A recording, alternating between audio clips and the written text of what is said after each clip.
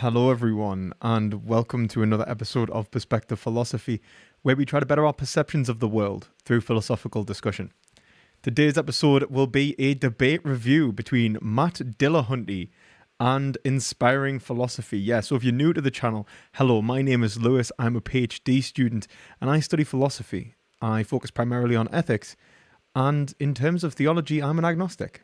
I don't believe that we can make knowledge claims about the existence of God, at least not in a truth app sense, and that includes the non-existence of God. So if you are saying that we should or should not believe in God, I would say that it's just a matter of choice. It's a matter of belief, faith. It has nothing to do with facts. So let's all get into this. I hope everyone is having a really lovely night tonight. And I'm very sorry also to those who wanted to see a patron-only live stream. I had some technical issues where it was streaming to Twitch and stuff as well. And all those of you who are on Twitch watching this, hello. Yeah, I'm going to be providing the Metaphysics of the Matrix video first to patrons, just as a little thank you. It's not one of the things I offer is, previews,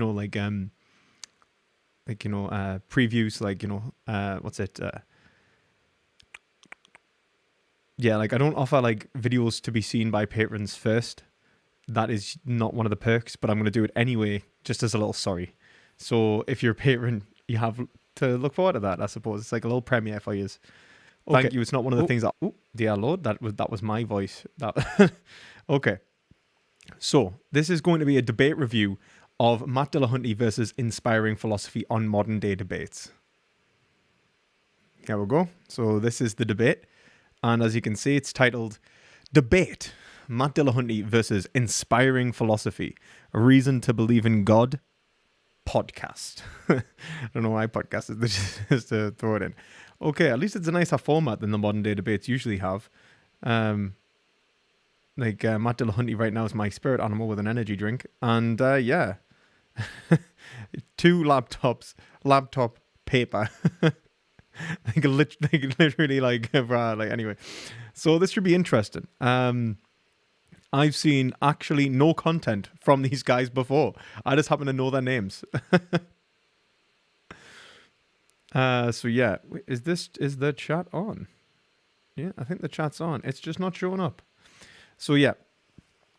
Are you ready, guys? I hope you're ready because I'm about to start anyway. Hey everybody, today we're debating whether or not there are good reasons to believe in God, and we're starting right now. Fucking hell. No. Okay, bloody compress your audio, man. Holy hell, my audio's compressed and this is live.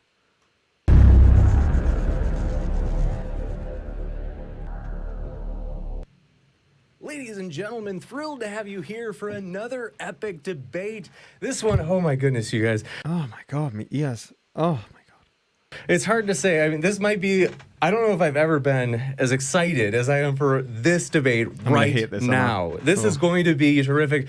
Want to let you know just a few things covering up front. Just want to let you know, first, want to say a huge thank you to the atheist community of Austin, as they have been extremely helpful. As in, they're hosting us right now. We are right there with them, and they have been, like I said, extremely helpful with every detail and getting us set up and going. Also, want to say, of course, thank you so much for our speakers. As both of them said, just because they love to debate, just because they love ideas, they said, hey, we'd be happy to. And doing it for free, we really appreciate them. Thanks so much, guys. Wait, we're doing it for free? Oh, my God. That's right. I have a couple coins here if that will help or something. That's what it's going to have to be at this point. Well, I don't know if that was just bad taste humor. Or if that was like an actual jab, like maybe it was just a little bit of friendly banter, we'll call it. But yeah, man. Unfortunately, but we are stoked. It's going to be great. We also want to let you know up front that all of the super chats tonight are actually going to go to Be the Match Bone Marrow Donor, the Be the Match Bone Marrow Donor Foundation. Okay, right, okay. Bone marrow donor. I was like, be the match bone. And that's something where we're just kind of saying, hey, you know what? It's true we disagree on a lot of things, but all of your super chats, we thank you folks. You're the ones doing it. We want to say, hey, there are things we definitely at the end of the day agree on, and Be the Match is basically they work toward healing or curing leukemia. So basically cancer of the blood. So that's something we are in agreement on, and we want to let you know, whether you be Christian, atheist, or one of the many strange creatures in between, we're thankful that you're here at Modern Day Debate. We hope you feel welcome. And with that, let me just quick run over the... Wait a minute. Am I one of the strange creatures in between? Do I count as a strange creature in between? I don't know if that's...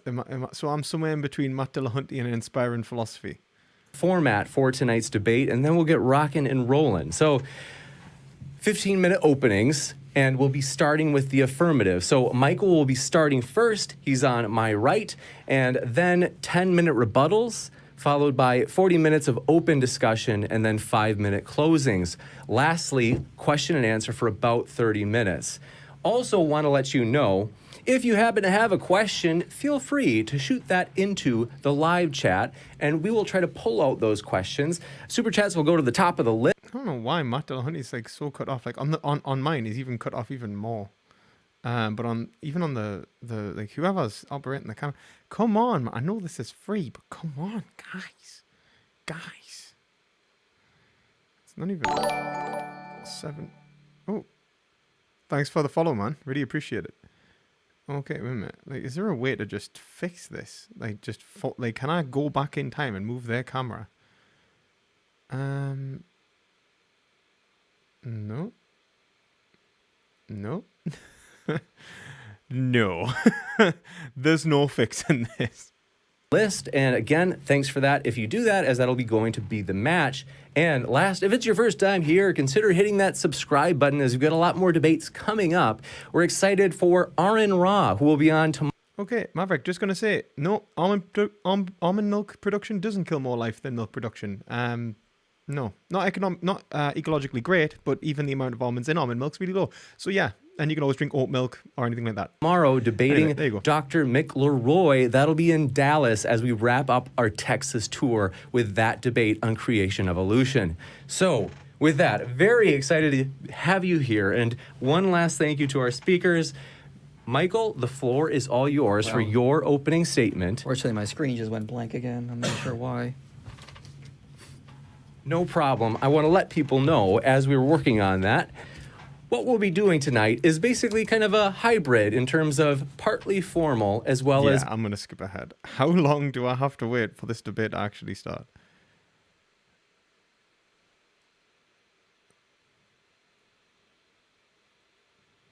Respect the time. Delay there. My screen just keeps going blank, so I fixed it, I think. All right. Well, I've been looking forward to this debate for some time now, and I'd like to thank Matt for agreeing to discuss the topic tonight, because I've been following Matt for years. I've seen numerous of your debates, and I've had a lot of respect for your debate skills, the charisma, and your patience you display for some of your opponents. So I appreciate the honor to engage with you again. So diving right in, I'll start by noting I call myself a classical apologist. So that means I'll be arguing a theistic or deistic worldview is more probable, given the evidence, than a non-theistic worldview. See, this is where I would say that there is no evidence to say it's more probable or less probable in relation to the actual existence and evidence of a creator. So that's the agnostic coming out of this. I think it's 50-50. So I don't claim I can prove God exists, and I won't be arguing specifically for Christianity. I'll be arguing for basic theism, and I'll present 3 arguments. First, by God, I simply mean a necessary and immaterial mind that created the universe, and so there's no need to argue for anything beyond that at this point. So and that's it. That's what we're going to. First argument I present is something called the emergent universe or digital physics argument. Let's begin with the data. In several of my videos, I let me know if this is too fast for you guys. Presented various lines of evidence that space-time, our universe, is emergent and not fundamental. In the hunt to rectify quantum mechanics with relativity, physicists discovered something known as the holographic principle. A theory would suggest the entire 3-dimensional universe can be seen as 2-dimensional information. In other words, the whole 3-dimensional universe, the particles that make up reality, it's a theory, yeah, would emerge from underlying information in quantum field theory. In 2017, a peer-reviewed study published observable evidence for the holographic principle. From looking at irregularities in the background radiation, their team found that simple equations of quantum field theory could explain almost all cosmological observations. is marginally a better fit than the standard model and could potentially explain apparent anomalies. Another study from last year found evidence of non-locality even when two particles are not directly entangled. Thus, as the slide is meant to show, what this means is the information between particles is not affected by space, as it can be transferred instantly. So to sum up the implications, I'll quote Sean Carroll. Yeah, but that's just quantum entanglement. That doesn't necessarily prove the existence of a mind, because the information may exist separate to space-time, but that doesn't, or even be entangled with something separate from space-time in terms of like fields, but it doesn't necessarily imply the existence of a mind. Space is obviously not fundamental. Space is something when you go from classical mechanics to quantum mechanics, space more or less disappears. This implies space is not fundamental for the underlying world of quantum mechanics, but an emergent phenomenon of the classical world that only exists after measurement. So the evidence implies all of space-time is emergent. Now, I could argue the emergent nature of matter or space-time from numerous areas, be it quantum mechanics, holographic principle, Brian Whitworth's features of a virtual reality, or in many other ways. But the idea space-time is emergent and not fundamental is accepted more and more by physicists every day. For example, physicist Haiyan Seok Yang says emergent space-time is the new fundamental paradigm for quantum gravity. Thus, the most up-to-date evidence suggests all of what we experience, space, time, and matter, all seem to be emergent construct of the classical world, not fundamental aspects of reality. But of course, the question becomes, from what does space-time emerge from? So this is just like quantum mechanics, like superseding relativity. I just don't know how this leads to God. How does this relate to God? I'm sure Matt would say something like the universe is emergent. That doesn't mean it comes from a God. Well, essentially, the classical world emerges from the underlying information or the universal wave function of the quantum realm. However, interestingly enough, these same underlying features have been seen to parallel aspects of the mind or mental thought processes. So in 2009, physicist Dietrich Gertz published a paper noting that our cognitive processes can be readily modeled using the mathematical formalism of quantum mechanics. In other words, but then that could just mean that our brain could be a quantum sensitive superstructure, which is posited by people like Roger Penrose to explain the way that the brain could communicate in such a way that it would be instantaneous. It would superposition all of the neurological structures in a macroscopic way, kind of like quasi crystals. That doesn't necessarily make it anything to do with being fundamentally tied to the existence of the universe, and even the metaphysical, like right now we're deep in physics, and obviously the existence of God's really more of a metaphysical claim anyway. Our inner mental world of thoughts, qualia, dreams, and emotions can be modeled in terms of quantum processes, the same processes we just discussed that have been shown to give rise to space-time and matter. So space-time and matter are emergent from the quantum wave function within Hilbert space, a spaceless non-physical reality, and our inner world of consciousness and mind can be modeled via quantum. Too fast for you. Okay, I'll go back down slow. Process okay. Through the study of quantum cognition. So this would suggest the evidence implies that what space-time emerges from would be similar or indistinguishable from the same properties of a mind. So if what the universe emerges from resembles a mind, it is far more parsimonious and plausible to suggest it resembles a mind because it likely is a mind. Not necessarily. I mean, the mind might resemble the universe primarily because it's an emergent factor of the universe. It's governed by the same laws. That doesn't necessarily mean just because the universe looks like a mind in one way that it is a mind. I think that's a massive jump. This is also backed by the recent work of astrophysicist Franco Vazza and neurosurgeon Alberto Felitti. Also, this is working on a very physicalist basis, in a reductionist basis, which I think would probably be mostly demonstrably easily disproved. If you agree with something like idealism or existentialism like I do, then this doesn't necessarily prove the existence of mind in terms of physical causation and physical reality. And I think that not only that, we could posit the existence of a mind or mind-dependent reality through existentialism, and that not necessarily create a God anyway. So yeah. Who wrote an article on the similarities between neural networks and the cosmic web of galaxies. Thumbs up for that. There they show the properties of neural networks are similar to the cosmic web of galaxies, which is something we would expect if it's emergent from a mind. So thus, the argument can run as follows. So emergent universes exist in either a computer or a mind. Premise 2, the universe is an emergent universe. I think from the data I just went over, this is a logical conclusion. Premise 3, an emergent universe on a computer. Oh my God, right. That's not an argument. So P1, the emergent universes exist in either a computer or a mind. Wow, that's a very bold claim. You don't have to say it exists in a computer or a mind. It could exist in an entanglement of quantum information, which has produced this scenario through an infinite amount of probabilities. So rather than it being a computer, which is algorithmic, or even like a programmed computer, it exists in essentially a mildew of information, which is constantly entangling upon itself and creates a likelihood of phenomena. On a macroscopic level, this is really very minimal differences, but on in terms of the fundamental, architecture of the universe, it's built on this entanglement of information, you could say. But you don't necessarily have to posit the existence of a computer or a mind. I think that's a bit of a jump. The universe is an emergent universe. I'm happy to say that you could argue that in terms of the physical realm, but then that doesn't necessarily mean that the universe is physical anyway, as in reality itself. If we take the universe to be the existence of matter, space, and time, we could say that was emergent and still argue that existence itself is not emergent from physical causes, so it wouldn't relate to that. An emergent universe on a computer still must be ultimately an emergent universe on a computer must still ultimately emerge from a mind. Why? Why must it be conscious? Because we could really pull the parallel between a computer and a mind. I don't see why you need to necessarily say that the mind or the mind must the computer must be super. The computer must be emergent from a mind. I don't see why you'd have to say that. That just seems like a jump again. Therefore, the universe is emergent from a mind. Right? Not terrible. This mind is what we call God. Therefore, God exists. Yeah, I'm just gonna no. Would still emerge from a mind. Okay, this follows from the fact that computers require atoms to exist. They are physical constructs, and so even if our universe was just a computer simulation, that computer would require a physical universe to exist in, and so we would still have the issue. No, it wouldn't. That would be the whole point of quantum. The idea of it being a quantum entanglement is it's information.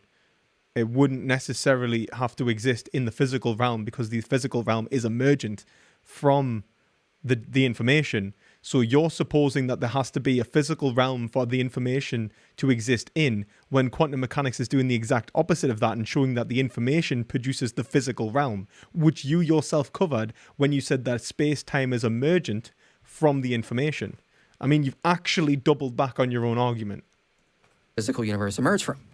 So computers that create digital universes still need a universe to exist in. So to break the infinite regress, we ultimately have to appeal to a spaceless, timeless entity. And since what we have just shown, the underlying quantum world mimics the properties of a mind, it seems reasonable to refer that it is likely a mind. Of course, there's no reason that we'll have to break the infinite regress anyway. But this is terrible. So premise 4, the universe is emergent from a mind. And again, I would argue this is more likely, given the data we just went over and the parallels found in quantum cognition. Thus, this mind is what we call God. Now notice, God is just a title for the underlying reality from which the universe emerges from. Therefore, God exists. The second argument I would like to present is called the cosmic conscious argument. Okay, so the first argument I'm going to just reject. I'm going to reject, let's have a look. What premise? I'm going to reject premise 1 as begging the question. I'm going to reject premise 2 as begging the question.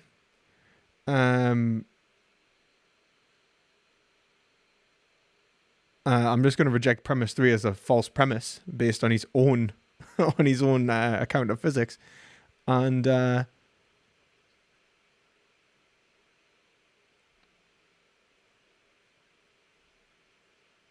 yeah, that's it. So I'm rejecting 1, 2, and 3. Therefore, God exists. The second argument I would like to present is called the cosmic conscious argument, named from Eugene Wigner's work. So contingent minds either have a personal explanation or a natural explanation. This is not too controversial. Almost all theories of mind either hold to reductionist type views or believe consciousness is irreducible, as is. It would have to come from a fundamental Hey, the irreducible club. conscious source. Where's idealism? Where is it? Transcendental idealism represent. Actually, absolute idealism, but they never put us on there. Where are we, guys? Where's the Hegelians? Yeah. Look at that. Behavioralism. The universe isn't like. I don't think that's a metaphysical claim, is it? Behavioralism. Panpsychism. I was going to say it depends.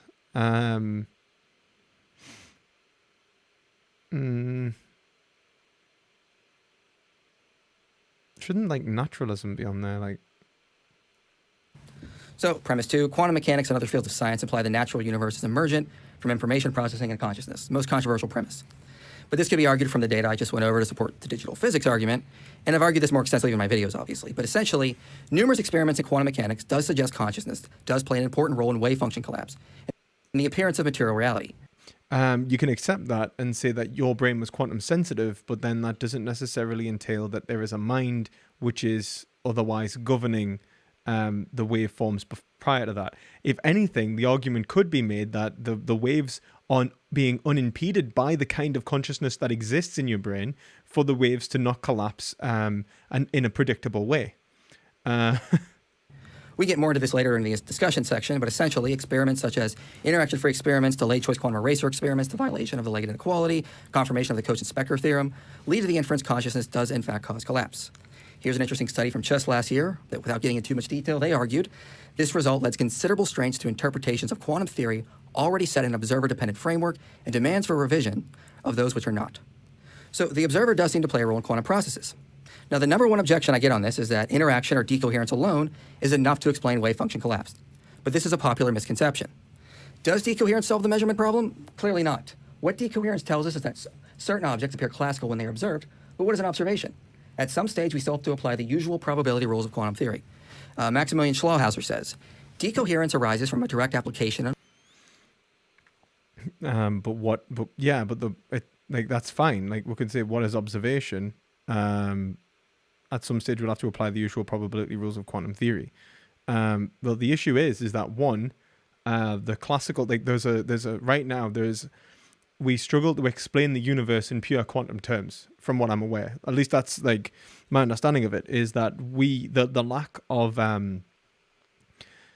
of information in relation to our physical model is the issue there. But even if we accept that, that it's about observation, that's absolutely fine. Observation could arguably be a quantum event anyway.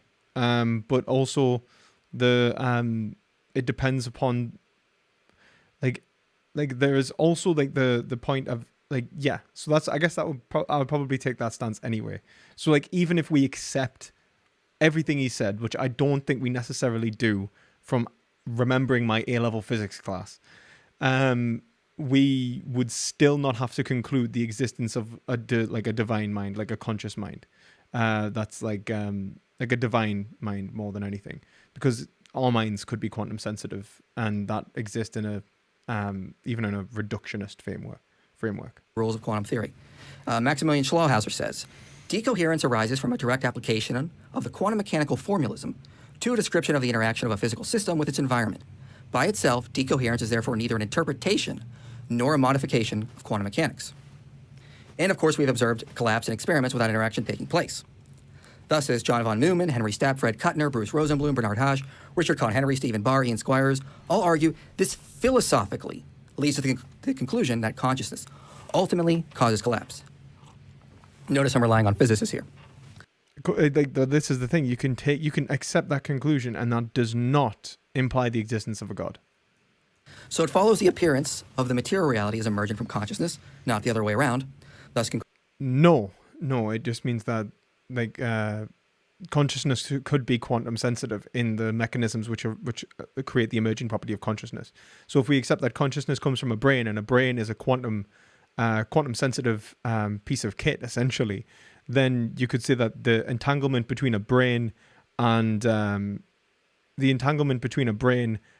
brain state and the observation of a quantum field essentially creates the decomposition which leads to decoherence rather, which was a deconstructive interference, which then collapses the field. So yeah.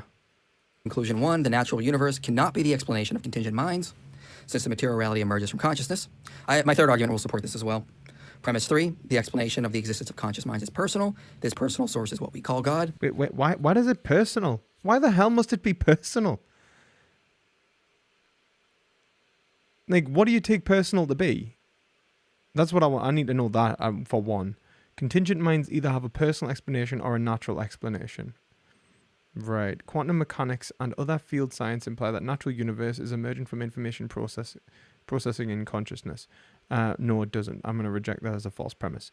C1, the natural universe cannot be cannot be an explanation of contingent minds.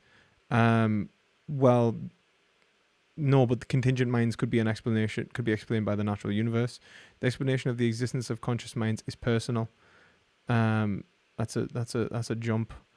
Because you could have a mind which was non-personal, as in not containing identity. This personal source is what we call a god.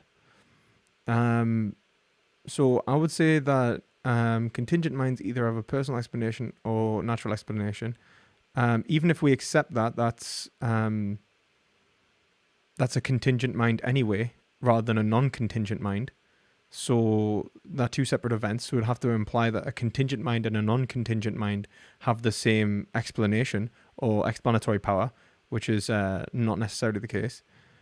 Quantum mechanics and other fields of science imply that the natural universe is emergent from an information processing in consciousness. Information processing, arguably, or informational entanglement, but not even necessarily processing in consciousness. That's a false premise. The natural universe cannot be an explanation of contingent minds. I would accept this, but for way different reasons that he's put here. I don't know how that even works. Contingent minds either a personal explanation or natural explanation. Quantum mechanics and other imply that the natural universe is emergent from information processing and consciousness. And why is this conclusion? Because this whole thing is about the non-contingent mind, as in God is the explanation of the universe. So why would that mean that the natural universe cannot be the explanation of contingent minds? How does this reject physicalism? How could this information, even if it was emerging from a non-contingent mind, then not produce mind separate from it? Why couldn't a different kind of mind, or even another mind, be incapable of producing mind? There's no argument for that there. I'm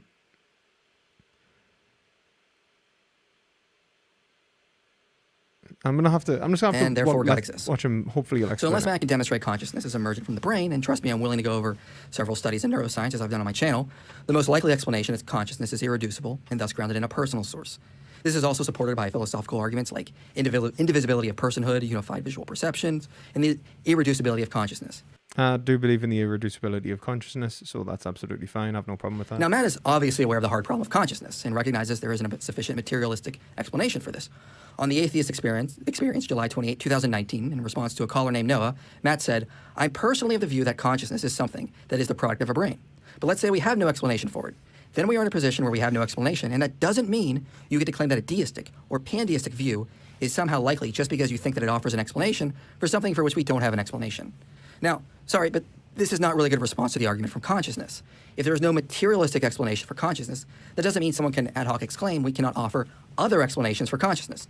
Well, no, I think the point is one, you'd have to say that there was, one, it depends on why they're rejecting the materialist view of consciousness. If it's I'm irreducible in the sense of consciousness, and that's because I'm an idealist, so I reject the physical explanation of the universe. I don't think that physicalism explains phenomena.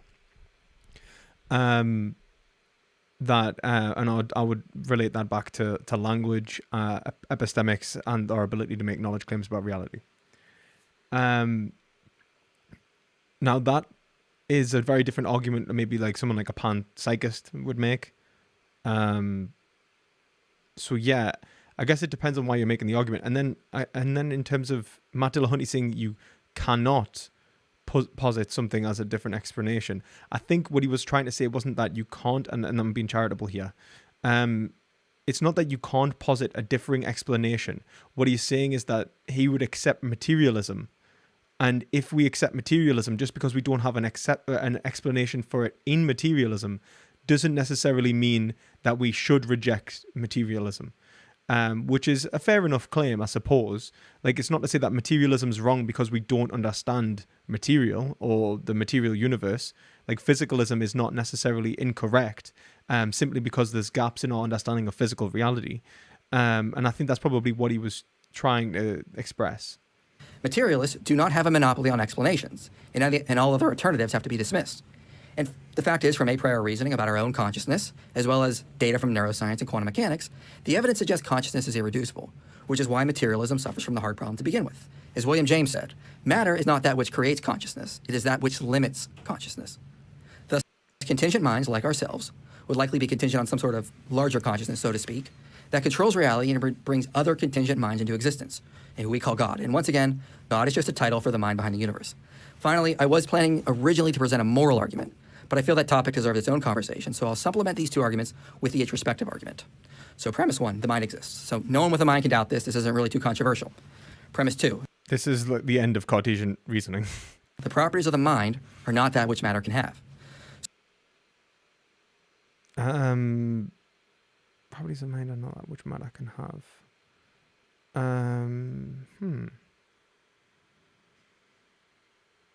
I mean, Galen Strawson would be triggered to hell right now, right? Because he would say that mind, if in a physicalist explanation of reality, would be a property of matter. So mind would be an aspect of matter, right? In like the physicalist understanding of, because obviously I reject physicalism, so that's a contentious, but it's not necessarily wrong. So far, there is no evidence or theory which can show how consciousness or mental properties can reduce to matter. So John Sear says, how does a mental reality, a world of consciousness, intentionality, and other mental phenomena fit into a world consisting entirely of physical particles in fields of force?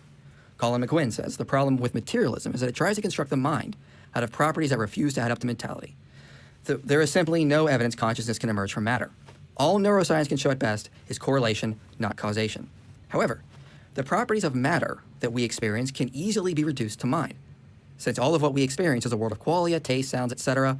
But this could be explained through an existentialist lens and explaining that the mind is engaging with matter and that they are two separate contingent aspects of reality. If you're like an objective idealist, this would be where you'd be arguing. You'd be like, matter and mind are two aspects that are fundamental to the hylomorphism. That is, not hylomorphism, but like the two aspects that are metaphysically that reality is metaphysically dependent upon. We essentially experience a mental reality. So there's no reason to posit a discrete material world beyond what we experience. Keith Ward says it like this. Any physicist will say that brains are mostly empty space, in which molecules, atoms, electrons, and quarks, and other strange particles buzz about in complicated ways. It seems as though physical objects, when not being observed, have no colors and no sounds, smells, or tastes either. Sounds, like colors, are not physical events. Neither are smells, tastes, or sensations. Things do not smell like, taste like, or feel like anything when nobody is smelling, tasting, or feeling them. The physical world, it seems, is totally vacuous. No colors, smells, sounds, tastes, or sensations. What on earth is left? See, this is an argument similar to an argument presented by Alistair McIntyre, but is more to do with arguments. So what he would say is that the physical realm, as in the world of pure sense data, or the world of like pure sense experience, is a world in which we cannot ask or answer questions. It's an epistemic issue. It's not to say that there wouldn't be sounds like colors and so on like that, because the whole point is that the world itself would be only reducible to an experience which implies, smells, tastes, and feelings, but not an explanation of them. So I would actually I wouldn't agree with this. I would say that some things do have smells, tastes, and sounds, in the sense that when what they are is a sound, taste, and smell, and so on, until it's investigated.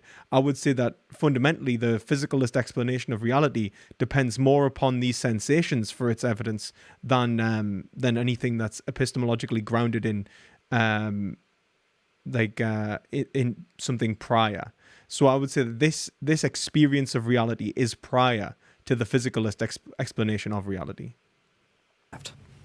Second, two neuroscientists also recently argued space and the rate of time we experience are just emergent models of the mind, again correlating with this idealistic worldview. Thus, the first conclusion is mind is not reducible to matter. And then premise 3, substance dualism is unnecessary. So Matt, from what I gather, agrees with me on this, so I don't have to worry too much. I could argue this from Spinoza's interaction problem, but conclusion, all is mind. If all is mind, this correlates with the previous two arguments that there is a governing mind that brings us contingent minds, limited in matter, into existence and experience operating reality. Finally, I want to remind people tonight, the debate is, are there good reasons to believe God exists? Now, I've presented several reasons to conclude. The mind exists. The properties of mind are not which matter can have. Mind is not reducible to matter. Substance dualism is unnecessary. All is mind. But that's idealism. That's not necessarily God. Yes. I've also presented nothing I've not presented on my channel. If Matt doesn't think these are good reasons, he must tear down these by offering better explanations for the data I presented tonight. He probably is That you could conclude this as a humanist, right? You could conclude this as like a sentientist or an idealist and still be like, there is no God. Like absolute spirit. So for example, in like Hegel's absolute spirit, you could say all is mind, and mind is the, like, you know, there is only the thinking thing, which is thinking about itself, and say that is unified consciousness. And I'm happy to do that because that's what I do. Like, you know, I'm not saying, but there's no necessity to claim that this is God, dependent upon your interpretation of it. Now, I take a more of a humanist stance, so I'd say that it fundamentally is God in our understanding of it, but that is separate to how, you know, like a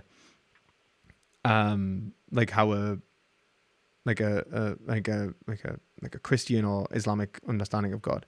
But I suppose, like, for the benefit of the doubt, I think that is a solid reason to believe that in the universal mind and the existence of mind being the fundamental cause of reality, and if he just means that God is is a mind that causes reality, then yeah, I would probably accept that.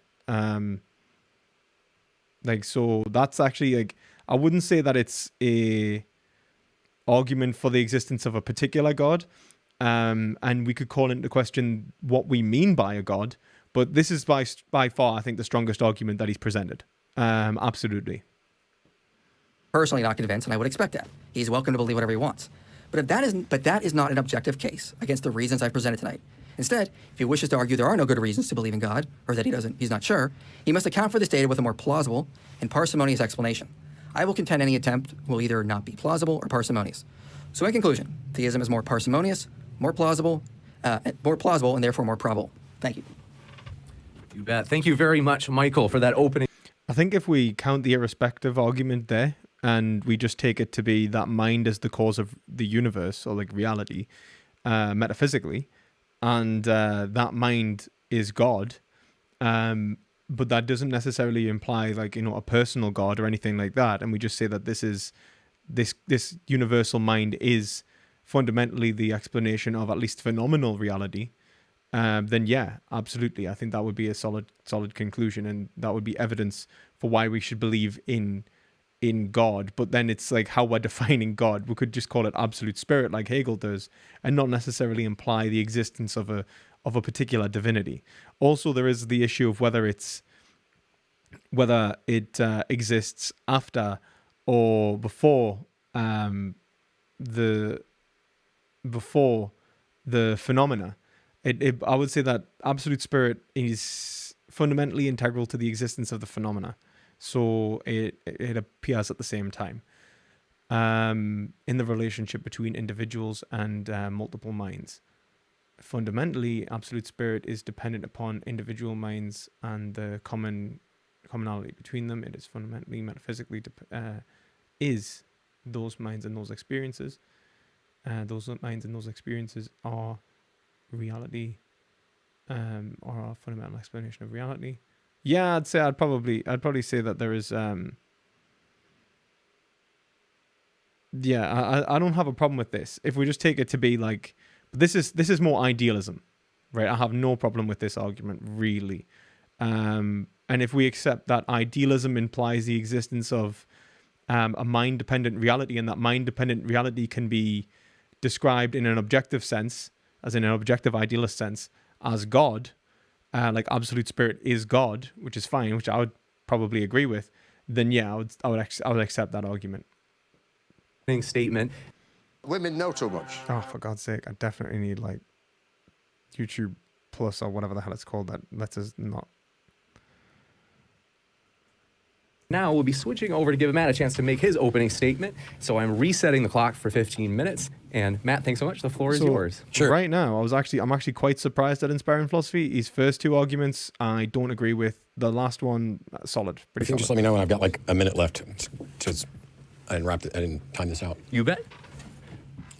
So first of all, thanks for setting this up, and thanks to you for showing up and presenting that. I don't have any slides. I'm not going to be quoting anybody, and I'm not going to be, well, doing what I'm told I must do. One of the curious things in a lot of these debates is that people will present their case and say that, therefore, this is a good reason or this is probable. And in order for me to, in order for my opponent to win, they must present a more plausible explanation. Well, that's flatly wrong.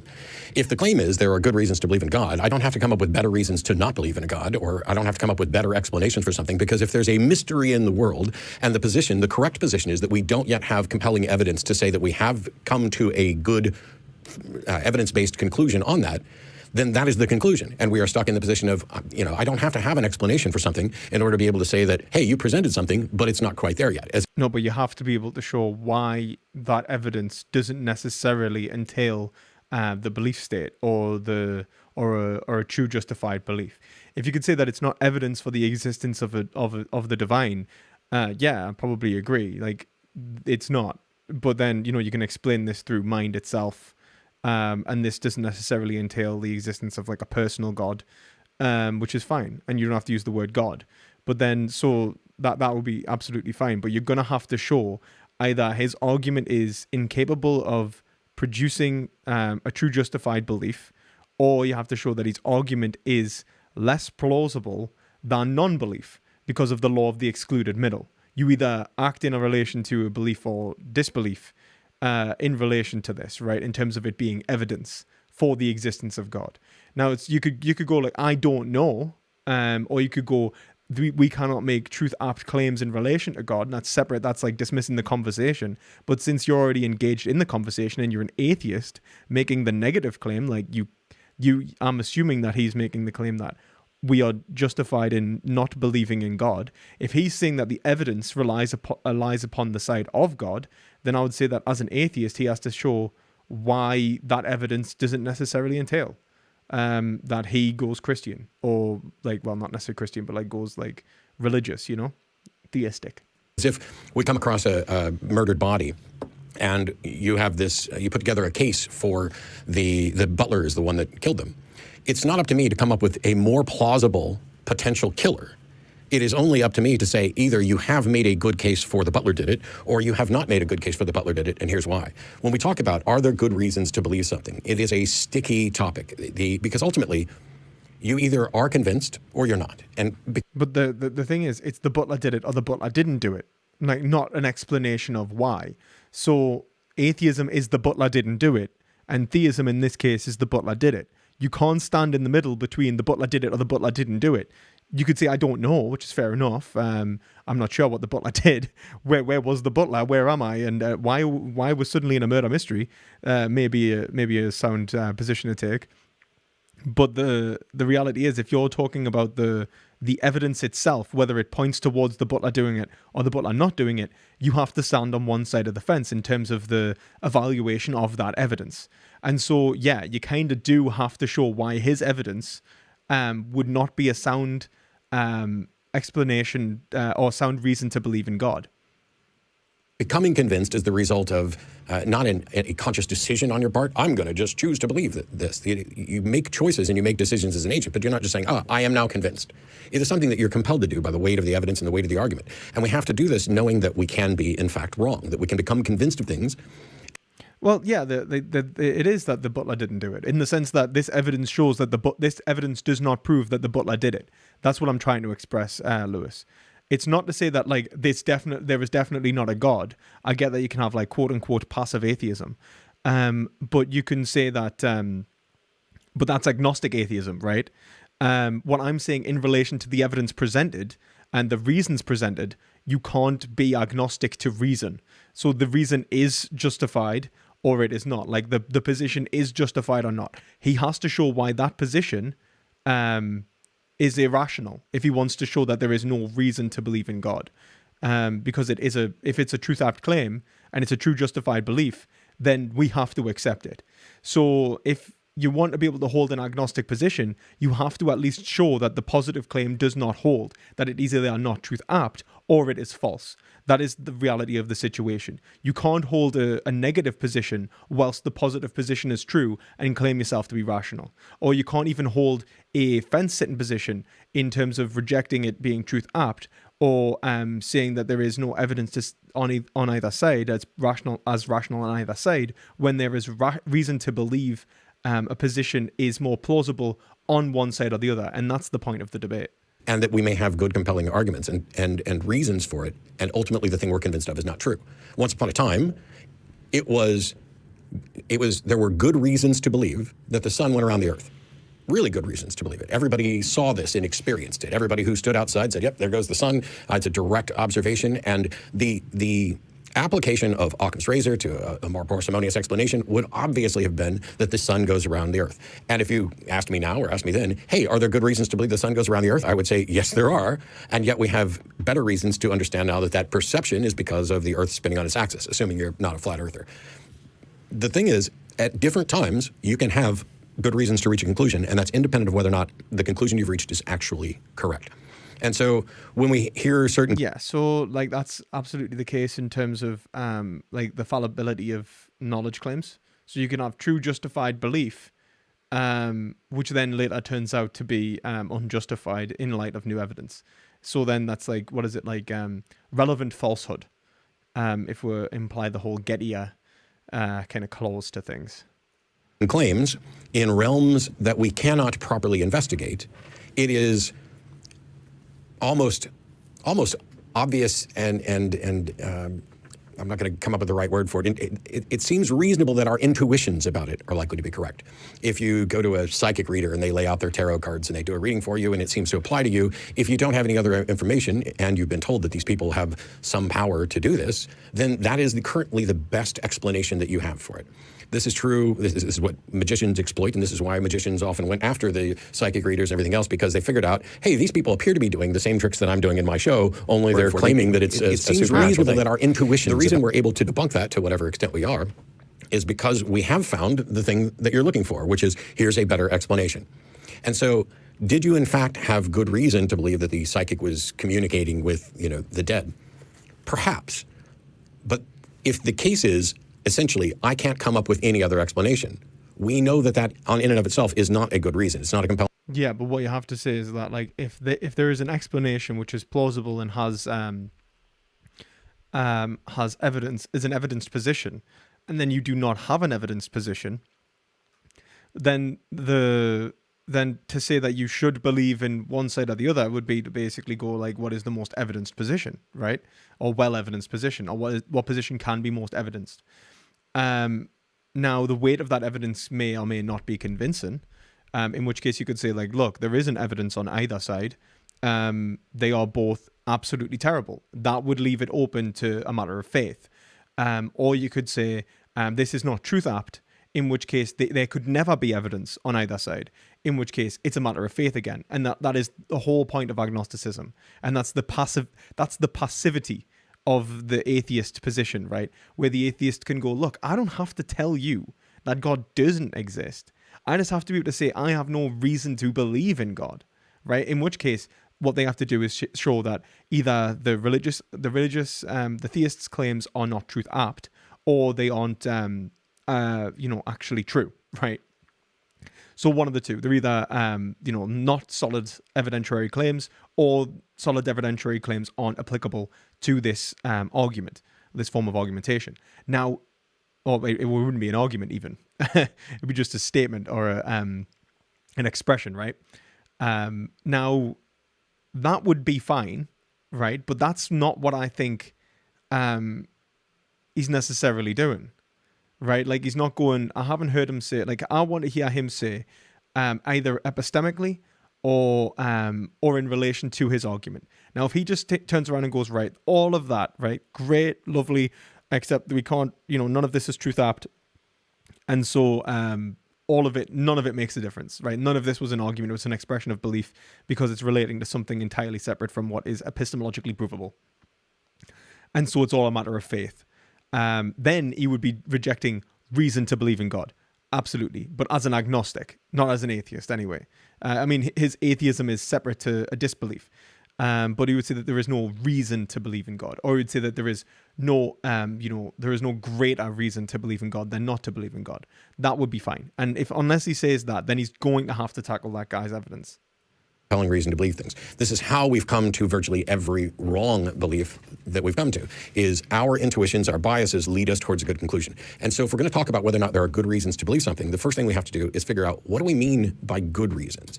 If we look at something and we make observations and we do our best to remove as much of our individual bias as we can, and we come up with a collection of data, and we can put together a model that currently explains the data, then that would certainly be considered the current best explanation for that data.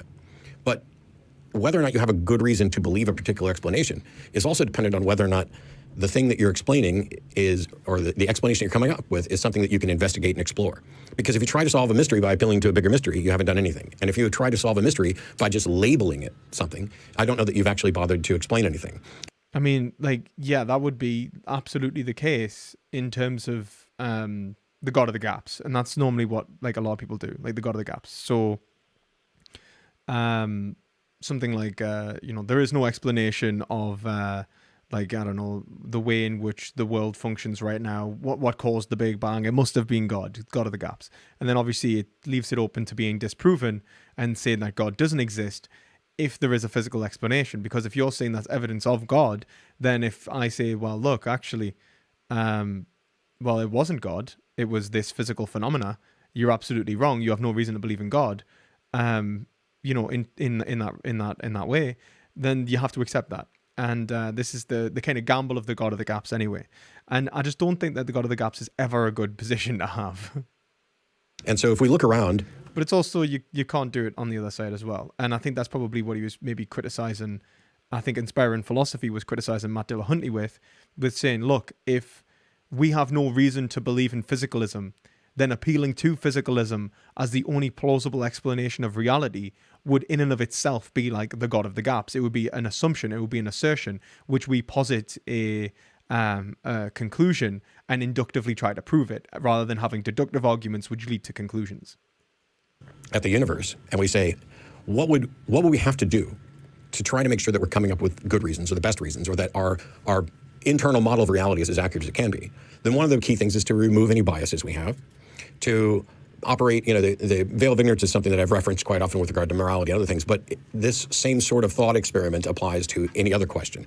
And if you come across somebody who's hanging by the neck from a rope, if that's all you're told, your intuition is going to be, they either committed suicide or somebody hung them, whatever. But that's because we don't think about the possibility of an accident and the fact that we haven't been given enough information. It's entirely possible, as somebody who served in the Navy, I can tell you that a bite of rope laying loose that gets tugged could cause an accident where somebody ends up hanging from the neck. So the next thing we want to do is we look at and investigate the rope. Was this rope tied in a knot? Was it secured? Is it a special knot for this? And absolutely, we want deduction, not induction. You continue going down that line to collect as much information as you can. If you just start at the initial observation and say, how best can we explain this? Of course, you're going to get to the notion that consciousness must come from a mind, or anything along those lines, because you don't yet have enough information. And so we can, I don't know why we would, go to a bunch of physicists to have them start doing philosophy for us. I mean, that seems a bit strange. Here's a bunch of physicists who say that philosophically speaking, it should be this. I'd rather, I don't know, I would say I'd rather. I actually really like this point. I don't need physics to tell me how to do philosophy. To go to the philosophers. However, that's potentially just as much of a mess as anything. Because if you have something that appears mysterious and you don't have a solution for it, you have to work to demonstrate that not only here's a solution, but here's a probable solution. And probability is something that you don't necessarily have to actually calculate, but you should be able to at least approximate. And you can't say that X is more probable merely because it hasn't been disproven, or merely because somebody hasn't come up with a better explanation, because it's more probable than what? It's more probable than no explanation? Well, that is not, if we don't know anything about who killed the person, the butler is a more probable explanation than nobody did it. But the people who are not convinced that the butler is guilty are not saying nobody did it. They're saying we don't. The issue with the butler analogy is that there is the risk of conflating what evidence is necessary in terms of guilt, right? So to prove guilt of something like murder, we usually need to beyond reasonable doubt, okay? You don't necessarily need that to instantiate a reasonable belief, right? So like, if we're talking about, like, the thing is, reason to believe in God, I honestly think that the reason to believe in God or not to believe in God is the same, right? I'm an agnostic. Like, there is no real like movement between them. Like, there is no value on either side that's higher. Now, what I would say is reasons to argue for the or accept the existence of God is a separate claim, right? So that's like, should you believe in God, or like, are we forced to conclude that God exists? It's a metaphysical claim, which I would argue is not truth apt, but which I would say ultimately there is no evidence to say that there is in the existence of God, right? And that's separate. So in terms of whether we should conclude, like, I think I'm thinking Inspiring Philosophy may go Pascal's wager here, you know, like basically reason to believe in God and belief is separate from, you know, being able to hold a knowledge claim. Then we'll see a difference.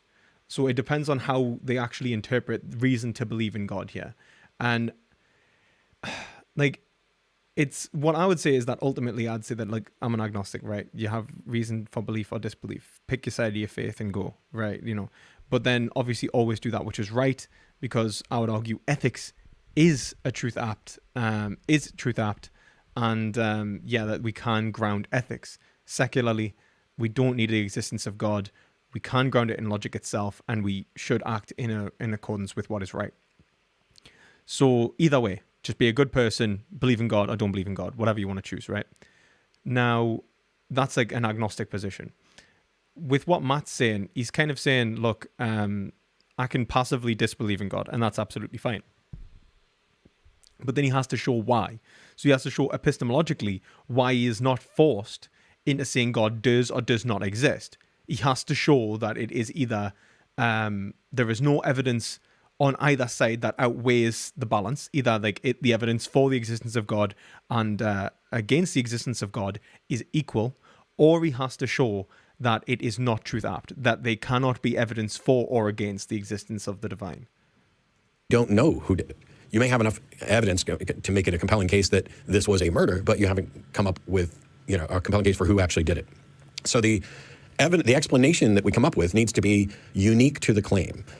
Our explanation shouldn't be able to justify multiple competing claims, which is why, no offense here, but when you argue for the classical God as opposed to a specific God, I really don't think that it gets us anywhere, because at most, even if I conceded everything and said that, oh, if you're just going to define God as that which serves as a foundation for the universe, then you've defined God in a way that doesn't have any of the properties of anything that... I think he's actually solid about this point. Like, I do actually think Matt is making a very good point here.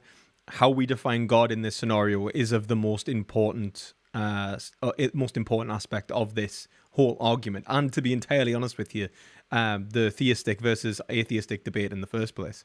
That people are going to, or any unique properties of what people have classically identified as God. It doesn't have to be, you know, a personal being or all powerful or anything else that would get you to a particular one. And yeah, like, for example, I think he posited the existence of a personal God, and yet didn't show why it must be personal, or at least why, like, these arguments led to a personal God. If, you know, Christians and Muslims and Hindus and everybody else can use the same case of, there must be some mind at the end of it. That doesn't get us anywhere near an understanding of what that means. And so, while I'll save a good chunk of that for actually going through the rebuttal, when we have a claim, a mystery, acknowledging, this is a hard problem is good. But it's not, I'm not here to defend materialism in the sense of philosophical materialism. I'm not even claiming that there is, in fact, an explanation for this. That was wise. Just bow out of the metaphysical argument. Like, that was wise, Matt. That was... So when we look at, for example, the origin of the universe or the origin of consciousness, it may be enough to say, we don't know. This is an unsolved problem. And then people come in and say, yes, but we have this and this and this, and here's this in quantum physics, and it appears that observations, you know, will... I like how he's actually just like, okay, so I'm just going to go agnostic for this, and then say that because of agnosticism, or like agnosticism in the sense that it's in the sense that there is no evidence on either side. But I would have just went a step further and just went agnosticism in the sense there cannot be evidence on either side, and that would have just saved myself a lot. Help the waveform collapse, and so there must be a conscious observer, except that we also have other experiments that show that there's not necessarily a conscious observer when you're doing the double slit experiment. The measurement happens at the time that it's going through the slit, not when the scientist comes in and looks at what the results are. Now, even if there is seemingly good evidence that somehow consciousness is collapsing it, you have no mechanism by which you can say that this is the case. And this appears to be a good chunk of the arguments that are being presented both here and elsewhere. So if we're going to say, are there good reasons to believe in a God? Well, we could go down an entirely subjective route and say that I'm convinced and I think these reasons are good and they're good enough for me, and therefore I'm just going to call them good reasons. But then we run into that problem where we know that there are people who think that they have good reasons, and it's just that they don't have enough information. At one time, it may have been all of humanity that didn't have enough information about whether or not the sun orbits the Earth or the Earth orbits the sun, and they had a flawed perspective on it. They still had a good reason. The question then becomes, have we graduated to a point where even on questions where we don't have an answer, that what would at first blush appear to be good reasons to reach a conclusion are in fact not good reasons because of other things we know? Do we have to have a counter explanation that we then show is more plausible? Because more plausible or more probable doesn't tell us much. What if the probability that classical God is the correct explanation is 1%, and we come up with something that's 6%? We still don't have any good reason to think that we are beyond the, let's say, 50 point whatever percent to get us to something that, yes, this is worth reasonably concluding for now. And the thing, I think I get what he's trying to say. Like, what he's trying to say is that the weight of the evidence on either side is dependent upon the acceptance of a certain of a rejection of the negative on the other side. So, like, does this rationally conclude that we should believe in the existence of a God, rather than saying that, like, look, it is rational to believe in the existence of a God, and that it's not irrational, and that and so really what he's saying is that there is a separation between saying that something is irrational to believe in, and something is rational to believe in, and I think that's fair, although I think that it's not. I don't think that it's, and I think that it also has to say this on both sides. So in the sense that you could agree that, like, look, there is no reason to disbelieve the existence of a God. There is no reason to believe the existence of a God based on the evidence that we have. So it's open to a matter of faith, which would literally be like the parable of the partisan and the stranger. And it's basically the same argument that Basil Mitchell gave. He's an Oxford University professor, theistic, I believe, and Hick also gave the same argument. Mitchell in the parable of the partisan and the stranger, and Hick in the parable of the celestial city. Funnily enough, it's been a while since I've done theology, but I really think theology is quite fun. So yeah, it's nice to see anyway. I think that he's right in that respect, but then, like, that then you could say there is reason to believe in God. So I don't know necessarily what they're arguing here. Is one side trying to say that it is more plausible, and the other, and is he trying to say that it's as plausible? Like, what is, like, the goalposts here for the debate? Because like, at this point in time, I really think that inspiring philosophy, from what I'm seeing, is really just arguing not that he's proven the existence of God, at least maybe a little bit. In which case, that's a very bold claim, and I think that's too far. And Matt Dillahunty's taken an agnostic position. The thing that people don't often remember is that science often gets pointed to as the best of all these. It is the scientific methods are the single most consistently reliable way we have of understanding the universe. But science doesn't make proclamations about truth. It creates probabilistic models based on what we understand. It explains things in terms of... I need them to define God before we even go any further. Like, they need to define what they're actually arguing for and the existence against. Or, like, the reasons to believe in. They need to talk about what is God. Other things that we understand. And when we are at the fledgling front of some scientific disciplines that, to many, are going to appear as almost identical or indistinguishable from magic, when we're, I know we didn't get into string theory stuff here, but it raises the question of, is this proposition falsifiable? And just by example, without going too much into rebuttal at the outset, the fact that we can make a simulation of something, I don't see how that could ever lead someone to the conclusion that therefore the something we are simulating is also likely or more probably a simulation itself. The fact that, because what we're doing when we simulate something is essentially we're describing it in an abstract way in some other language, in some other environment. We're creating a computer model of it. We're creating a model of it in our head. And to say that because I can create this model in my head or I can simulate it in a computer, perhaps the thing, it reminds me of, and I don't mean to dismiss it this way, it just comes into my head this way, the scene in Animal House where they're all high and they're talking about, what if we're all part of the universe on a fingernail? It's a cool idea. The notion that we might be living in a simulation is interesting. I've seen some models that suggest that the processing power of it would become, especially for a dynamic universe, would become exponentially prohibited. But none of those arguments will fly either, because those are based on the physics and understanding that we have in our, let's say, simulation. And so what can you tell about the world outside of the simulation? All of these problems where we seem to reach a limit in our ability to explore, to investigate, and to understand, my view is, I don't know what the explanation is. I don't even know how you could say what is more probable as an explanation. And the best thing we can do, seemingly, is to argue by analogy, which, when we've done that in the past, when we have made these claims that this is the best explanation that we have based on our current understanding, at any time later where we found out what the actual explanation is, we found out that we probably were wrong. We're constantly being wrong, which is why all of science is this tentative proclamation about a likely model based on evidence, and not this is the truth or this is the absolute truth. Like, I don't think we can get to absolute certainty on anything, and so I wouldn't be expecting you to get to absolute certainty on anything. But to say that we have good reasons, a real argument could be made that we can have good reasons for anything if we go down this, I have limited knowledge and I have this subjective experience. If we're going to talk about whether or not we have good reasons to think that our answer is likely, not that it is the best of the potential candidate explanations right now, but that it is actually likely true, that is a different bar. And that is the bar that I'm kind of holding to, which is, if we have no you have to, so he's basically saying, like, reason to believe in God versus true justified belief in God. So knowledge that God exists versus faith that God does exist or exist. And I think that's a fair position. I think that's absolutely fair. Now, yeah, I have no problem with that. Any explanation anybody offers that isn't falsifiable would seem like a better explanation. But does it rise to the level of being an actual good explanation? Is it sufficient to explain this? And do we have good reason to think that it is likely or probable? Or are we just saying, hey, this is weird. I don't know how we could possibly explain the mind or the origin of the universe. But people have proposed this idea that there's a being that is not bound by space and time, that is immensely powerful and reasonable and wonderful and awe-inspiring.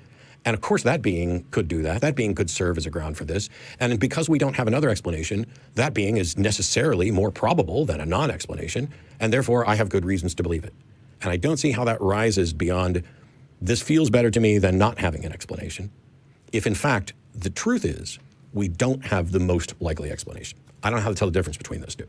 It's not that we don't have the most likely. I think that you need to distinguish the difference in faith-based belief and knowledge claims. So you could say that you have evidence to believe in something, but then you do not have knowledge of whether it is or is not the case. So what we need to talk about is what fundamentally constitutes knowledge here, and knowledge of the existence of God. And I think that's where this conversation would need to go. I very much doubt that's going to happen. Oh, thank you very much, Matt, for that opening statement. And now we will switch into rebuttals. So thanks so much, everybody. We have 10-minute rebuttals, and I've got the timer set for you, Michael. The floor is all yours. All right. Well, thanks for that, Matt. I appreciate a lot of what you said. In fact, there's a lot there I agreed with. A lot of what you said seems to be talking about possibility of being wrong, possibility of finding better explanations in the future, and I completely agree with that. I agree with a lot of the things that you said there. The problem is that possibility is not probability. One of us is talking about possibility. The other is talking about probability. And you said you don't know, if we can get to that sort of threshold. Correct me if I'm not representing your words correct. I apologize, because you said a lot there. I'm just trying to keep up. Some of the things you did talk about, you talked about appealing to a bigger mystery here. I want to respond to that with a quote by Peter Lipton. He says, explanations need not themselves be understood. A drought may explain a poor crop, even if we don't understand why there was a drought. I understand why you didn't come to the party if you explain you had a bad headache, even if I have no idea why you had a headache. The Big Bang explains the background radiation, even if the Big Bang is inexplicable, and so on. His point is, we just can't say that we shouldn't posit explanations just because they bring more mystery. I mean, that's what quantum mechanics did. We thought we were almost there with Newtonian physics, and then Max Planck found all these really interesting anomalies, and we got more mystery. Charles Darwin did that. He brought us evolution. Now we And that's a solid rebuttal against what he said. That's actually explain solid. all these transitional areas and whatnot. That's just the way science moves forward. That's the way philosophy moves forward. That's the way every discipline moves forward. So I don't understand why that would actually be a real objection into there. And yeah, I agree, there's a lot of subjectivity that goes into a lot of this stuff, but a lot of it is just sort of appealing to the possibility. Yeah, I fully acknowledge I could possibly be wrong, and if something comes up in the future, then I hope I will be willing to change my mind, understanding the psychology reports, like, for example, the 2012 study called Cognitive Sophistication does not actuate the biased blind spot. They noted a larger biased blind spot was associated with higher cognitive ability. So I don't think we can ever get rid of that. I fully agree with you on that. But at the same time, all I'm trying to do is offer the best explanation. At the end of the day, if you're just not convinced, there's nothing I can say to that. It's like if you were arguing with a Christian. Yeah, all right, good day. If you were arguing with a Christian and you gave him all the evidence against, or arguments for evolution, and it's not just to say that someone must be convinced, it's whether to say that the evidence, if was approached rationally, would lead to the conclusion of belief or disbelief. So like, as in, this is a true justified belief. If you're saying like, I can have knowledge on the existence of God, then my presenting evidence for something being the case, I'm not simply presenting evidence of a likely scenario in relation to whether it explains certain amounts of phenomena. But what I'm saying is that it actually rejects relevant falsehood. So that I'm saying that there isn't a good argument which can show that, which would equally explain this scenario, or that doesn't show that this explanation is inadequate in any way, which would justify disbelief. Now, this all exists in the plane that we accept that we can make truth-apt claims in relation to the existence of God. I'm not sure whether both sides agree on that, because they didn't speak about that at all, and I want to hear about that. And I think from what I'm guessing, this guy certainly thinks that we can make truth-apt claims about God, which is why he was relating it to physics. I have no idea what Matt thinks, so I don't know whether Inspiring Philosophy is arguing that we can make knowledge claims about God, and so we'll take it from there. And I have no idea what Matt's saying about knowledge claims about God, and whether like we can make truth-apt claims. So yeah. And he said, well, I just don't agree. Nothing you can say at that point. Just walk away. He's not going to listen. If at the end of the day you're not convinced, nothing I can say. I'm not here to convince you subjectively. I understand that, people have all sorts of reasons for not believing things. I don't really care. I'm just going to keep offering the evidence and say, I think... It's not about reasons to believe. It's about reason. So, that's... Based on the data, based on the rules of probability, parsimony, at least ad hoc, this is the best explanation. From there, I can't really do anything beyond that, other than say, well, unless we have a better explanation, I'm just going to keep saying this is the best explanation. Could I be wrong? Absolutely. Could there be a better explanation down the road? Yeah, and if that happens, I hope to change my mind. For example, if we explain the mind in terms of purely materialistic aspects, we're able to explain how consciousness emerges from the brain, in terms of my Christian theology, I can just agree with theologians that argue for physicalism, like Dr. Joshua Moritz, for example. So I don't really see that as an issue, but that's in the future. For all we know, we could just get more evidence to support these theories. All I can do is go on with what the evidence I have now is, and that's what I'm trying to do. You talked about one thing in here I want to correct regarding a person walks in and looks at the detector kind of thing in terms of the quantum experiments. That's not entirely accurate in terms of it. What causes collapse is more about which path information, knowledge of collapse. It's not looking at the results. So this is seen in things like delayed choice quantum eraser experiments. There was a very interesting study in 2012 called experimental delayed choice entanglement swapping, where they would send state of entangled particles, one to one detector, one to a detector that hit it at a later point in time, and based on how that detector determined how to measure it, it would affect the thing in the past. And their point was, it's not so much detection that causes but this is collapse, or it's looking at the results. It's more about knowing which path information. So I just wanted to make sure that. But I just want to point out that all of these arguments about the existence of a mind being contingent the universe being contingent on the existence of mind, which is an argument strictly against physicalism, using physicalist framework, which is great. I love it. I love the rejection of the reducibility of the universe to physical claims. But this doesn't prove the existence of a God. So it depends on what you're trying to say. That why would we have to believe in the existence of a mind in the form of a divinity or an omnibenevolent God or so on? We need a definition of God before this makes any sense. You said it could be indistinguishable from magic. Well, I'm not even sure what that means. Maybe you can clarify that in the rebuttal period, because in terms of like sometimes how I hear materialists try to explain how consciousness emerges from the brain, it almost sounds like magic. I would need to know beyond what that means, and I honestly am not really sure where we're going with that. You talked about the processing power objection in terms of the simulation hypothesis, an objection I support, because it actually helps my theory that we're not being simulated in the computer because of the processing power limits. It makes far more sense that there's some sort of underlying reality that resembles a mind, which is what I argued for in my opening statements. Or you could just have quantum entanglement. So I'm not really sure what else to go on, because again, I said I agree with a lot of what you said. I agree. To just focus on the first argument for the rest of the time. Oh no, that was the worst argument. The best argument actually was the introspective argument, which was basically idealism. He was arguing for idealism. If they're like talking about that, like, does idealism imply the existence of God? That's a debate I want to see. Because then if you can show that it's metaphysically more likely to explain a more solid metaphysical position is idealism over physicalism, which I would argue it is, and on a non-reductionist account, then we could say that, look, if idealism implies the existence of a divinity, then we are metaphysically forced to accept the existence of a divinity based on the metaphysical inadequacies of a reducible physicalist account, and then that would be a very solid claim for the theist to make, which is what I think he's trying to do. He's just not doing it, and he just needs to do it. And if he's not going to do it, he's not going to get anywhere. So yeah, like right now, he can argue for idealism till the cows come home, but he's not going to end up convincing anyone of the existence of God if they accept that idealism is true, but then deny the existence of a divine. Could possibly be wrong. There are three positions that are taken in a debate: the affirmative, the negative, and a neutral. If you're just taking a neutral, all right. I don't know what else to do here at this point other than just keep presenting more data to support my position. So I got about 5 minutes left. There is some more data that I did want to present that I had to cut out from my opening statement because I didn't have enough time, because James said I could only have 15 minutes because he's so mean. So in terms of consciousness being caused by the brain, for example, I want to refer to a quote by Dan Dennett because I know you're a fan of him. So Dan Dennett, on page 254 of his book, Consciousness Explains, says there is no single definitive stream of consciousness because there is no central headquarters, no Cartesian theater where it all comes together. Now, I'm not sure if you entirely agree with that or not. I know you're a fan of Dennett. The problem with this is that kind of theory doesn't seem to be supported by the data. Because if we remove parts of the brain, would consciousness go away? For example, there have been some cases of hydranencephalus. I'm not sure if I'm pronouncing that term right. That's where there's mostly fluid in the brain. There was a 2008 study called The Presence of Consciousness in the Absence of the Cerebral Cortex. There's another... Yeah, there's solid evidence to show that consciousness isn't dependent upon even like parts of the brain. Because the reductionist account should be able to show that there is aspects of the brain if we map on that we can map consciousness to, which it doesn't. We can almost remove, I think, 90% of the brain in people of still being conscious. Yeah, there's just no evidence really to say that like consciousness is reducible to the brain. At least in like in terms of a physicalist account.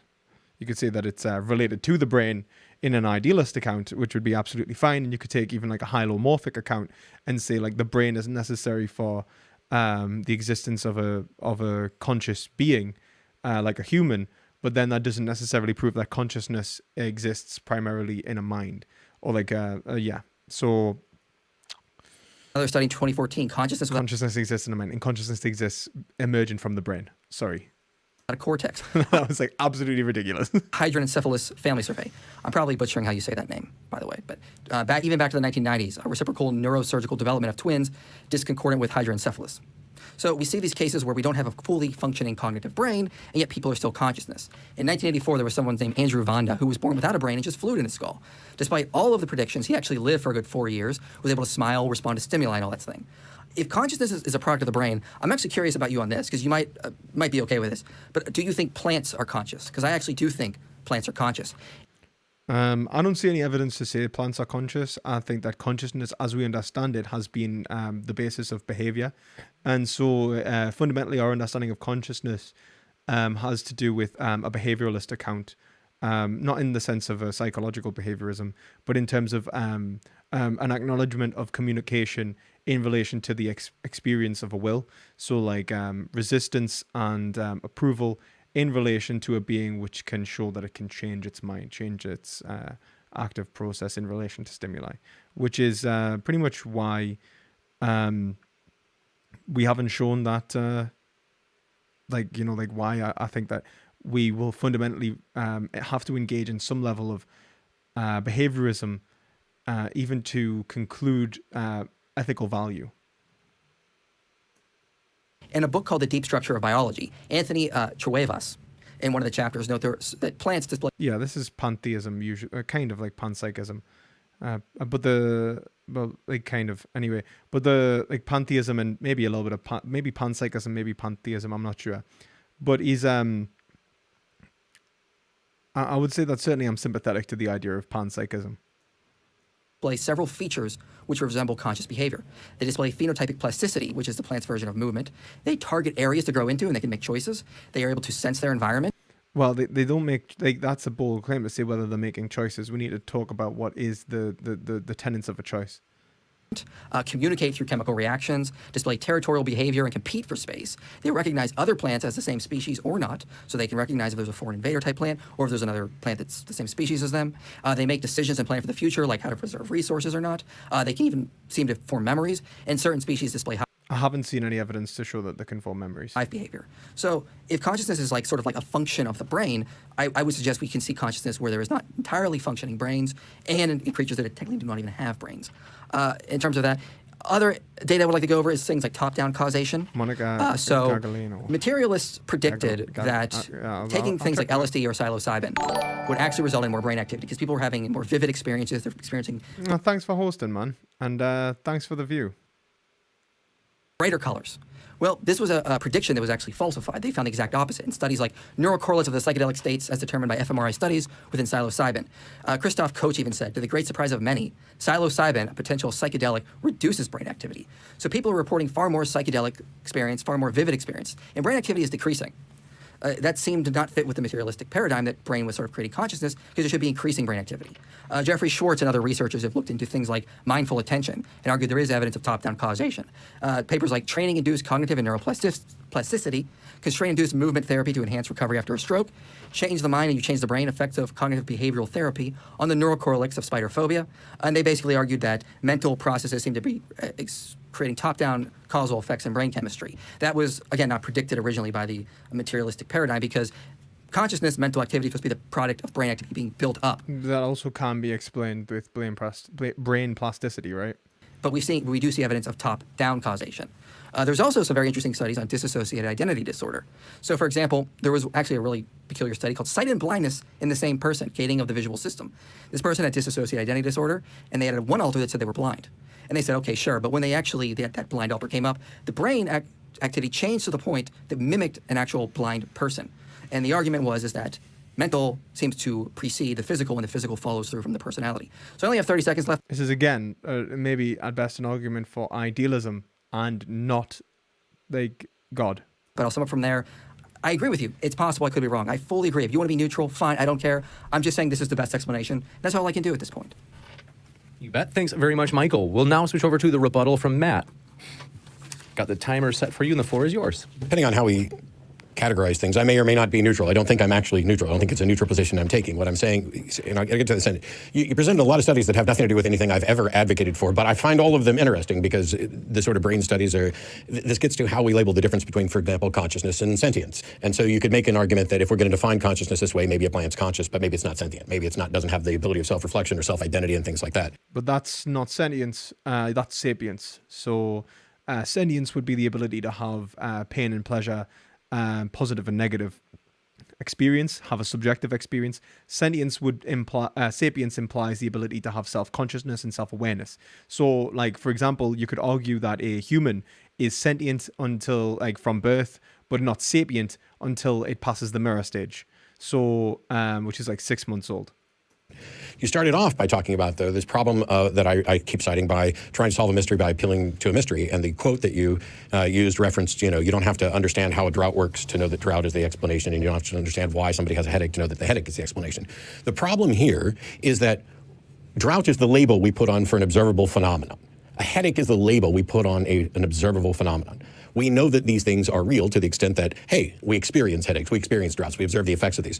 Why a drought occurs, I agree. I don't even know how my car works to know that it does work. I don't need to know how or what weather conditions occurred that resulted in a drought to be able to say, hey, we're in a drought, because drought is particularly defined as you're not getting any rain. Yeah, but then what you're saying is that we can make rational arguments to say that something does or does not exist in an observable phenomena. And so something has to be either rationally, either has to be a priori, proof by definition, or it has to be a posteriori, or a priori synthetic, And I think that that's fair enough. Like, you can say that, but you don't have to posit an explanation for something that's synthetic. So you don't have to say, like, look, I can show you that the cat is behind the tree. I don't need to explain how the cat got behind the tree, and that's fair enough. But I suppose what he's trying to say is that if we were to say that, cats must always, run behind trees, given this scenario, we would need some sort of deductive argument to show why that must be the case, or why it's necessitated, or sufficiently prove it to be the case, that it will always end in that conclusion. Otherwise, we would need to, and we are going to need some sort of evidence in relation to the existence of that phenomena. And I completely agree. And I think in the case of God, it's what he's saying is appealing to an unfalsifiable,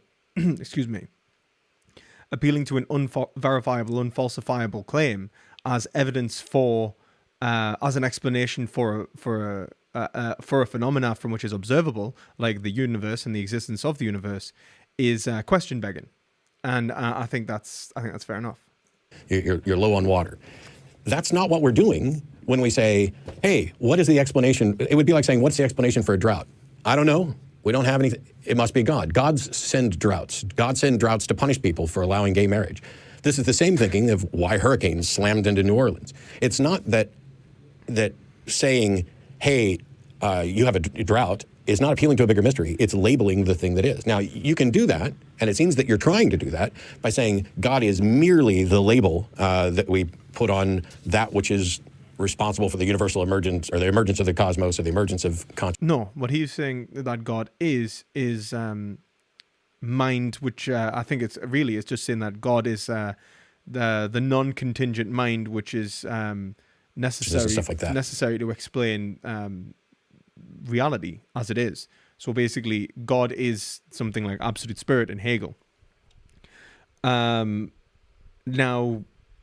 like, that may be a solid argument, but he needs to show, like, what we need is a definition of God. And for a debate which is arguing that there is reason to believe in God, I would really have liked to have really just kind of hashed that out first. What the hell we're talking about when we're talking about God? Does it need to be personal? Like, talk about the attributes of God and what it means. Like what the word actually signifies. Now, that would have been a useful aspect of of this conversation that just really needed to happen. But when I talk about appealing to a bigger mystery, it's not just, we don't know the explanation for X. I'm not saying you have to explain God. I'm saying you don't get to use God as an explanation until such time as you can demonstrate that there is such a thing as a God. We can't use a headache as an explanation until we have a good understanding of what a headache is and what we're talking about. If you say, I don't want to come to your party because I have a kerfluffle, well, nobody knows what that is, and okay, it's nonsensical. And then when I define it as saying it's a particular type of headache that occurs in my toe, well, that may be really strange and really confusing, but we might be able to find out that what I meant by headache is, pain, and it's pain in the toe, whatever. When we identify and label things, to the degree that we understand them, we're no longer solving a mystery by appealing to a mystery. We're just saying this is the thing. But that thing that we point to is something that needs to be demonstrable. I don't know how you can point to the non-demonstrable, the unfalsifiable, as if it is a foundation for those things. And so I'm not taking a neutral position. I'm not saying we don't know and we'll never know. I'm not saying everybody's potential explanation is flawed. I'm saying coming up with what you view as, or what may even be, a better explanation than nothing doesn't mean that you have an explanation that rises to the point that it should qualify as good. Because people invent conspiracy theories all the time, and they have their suspicions about what's going on. Hey, my husband didn't come home or came home late from work repeatedly. I don't have any other information to go on. And rather than sitting here wondering about what all could be, I'm just going to conclude that he's having an affair. Well, hang on, we know that affairs happen. I'm not appealing to a mystery. But do you have any evidence that's a affair? Well, you could put together evidence that is consistent with an affair, provided that the only evidence you have is that. It's about looking at the other evidence. This is why science's position isn't about affirming. Science's position is about attempting to falsify. And so if we have a case being... Well, it's about making a deductive argument, which includes the removal of relevant falsehood. And I think that's the important thing to conclude, which is which essentially is appealing to a kind of a get-ya clause here. I think, like, basically, like, look, you've presented reasons to believe in God, but you haven't addressed the reasons not to believe in God as being unjustified. It's like you've posited an explanation for something, but it doesn't show that it actually explains that thing. You haven't shown that it must be the case. You haven't sufficiently grounded the existence of the universe in God and the existence of a God. And I think that's like essentially the kind of get-ya clause. Like it includes relevant falsehood, and so or it is unfalsifiable, and so is a non-truth apt statement. Now that's basically the position I would take. Being made for something. Saying that I would be taking a neutral position isn't necessarily true if all I'm doing is pointing out flaws in a particular explanation. And if we have no explanation, and an explanation where we have flaws that we know in other circumstances would result in an untrustworthy, unreasonable explanation. If we find a fallacy in an argument, we don't conclude the conclusion is false. We just render the conclusion unknown. That because there is a fallacy in the argument, we cannot be confident at all in the conclusion. That's the whole point behind a fallacy. This is why you have a structure, because true premises lead to true conclusions, and you can mix this up in a reductio ad absurdum by putting in a premise that is suspicious, and if it leads to a conclusion that is demonstrably false, then you know that that premise is not acceptable. But if you have premises that are questionable, and you reach a conclusion, you don't know whether or not that conclusion is reasonable. And so when we look at things like the mystery of consciousness, the mystery of the universe, to say, hey, science hasn't come up with a better explanation, and the scientists are talking about things like quantum mechanics and the breakdown of the wave function, and all of this is something that I can spin in a way it's consistent with a God of classical theism. When I talked about the potential for processing power to be ultimately limiting, but we don't, we're still stuck within our simulations. We don't know what processing power could exist beyond that, and essentially all you've done by suggesting that this is consistent with a God is, processing power is going to be limited and God's going to be unlimited. Well, how do you know that? Oh, because we defined God as being unlimited. But God necessarily is that thing that is unlimited, that could be infinite processing power, sufficient to sustain a simulated universe. But you've made no demonstration that such a being exists or could exist or likely exists. It's just a big panacea of, we need an explanation that can do this, this, and this. So we'll call God, label God, the explanation does this. It was right there in the initial opening where you were essentially saying that, I'm only arguing for God, and God being defined as that which is sufficient to explain whatever the hell it is that I'm, arguing for, whether it's consciousness of the universe. So the process that we go by when we figure out whether or not there's good reason isn't just a subjective thing. Like, I think you and I would agree on this, that if somebody comes along and they think the earth is flat and you show them all this evidence and they ultimately just sit there and go, well, you didn't convince me, that doesn't matter at all. You're not going to make any headway, probably, in that until you have a conversation at a different level. Like, are they being consistent in how they apply logic and reason and evidence? And if you can show that they're being inconsistent, that they're engaged in some kind of special pleading for their God or for flat earth or whatever else, then you've demonstrated that they are in a position that is unreasonable. Not that it's false, but that the argumentation, the foundation that they've presented is essentially unreasonable. Now, that's not necessarily going to convince them either. You could tell somebody and show somebody, hey, you're being unreasonable, and they could say, yep, sure am. Just going to take it on faith or whatever else. This isn't about what would convince anybody or everybody. It's about what should be considered convincing and compelling. And in some cases, it's about, is there sufficient evidence for the claim? I actually really like the way Matt Dillahunty's actually putting this. I have no problem with either side so far. I was expecting to hate both of them. I was really expecting to go like, well, that side's full of shit. That side's full of it as well. And but both sides have been very rational, I think, so far. I think he's making more of a bold claim maybe so far, but yeah. Every claim requires the same degree or type or quality or quantity of evidence. If you tell me, hey, I just drank a shot of whiskey, okay, I'm good with that. If you say that whiskey was teleported here by aliens from another galaxy 2 minutes before the show, I'm not going to take that claim at its word. And so it's not just a matter of, I'm just going to sit here and subjectively say, nope, not convinced, I'm not convinced. It's not about whether or not I'm convinced. It's about whether or not, on a foundation of reason, we should be convinced. That's what I consider to be the entire subject of the debate. Are there good reasons to believe in God? Because if somebody...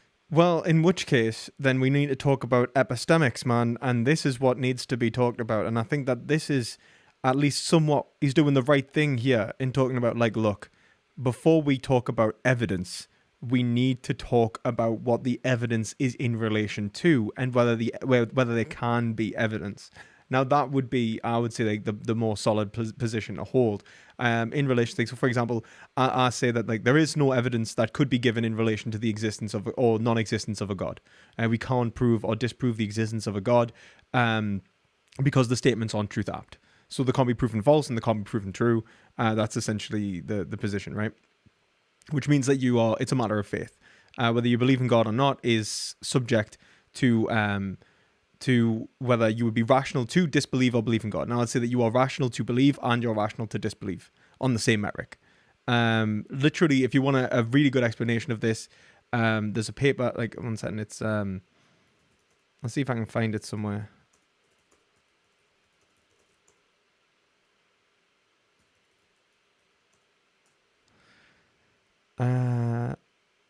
It's essentially in retort to the falsification principle.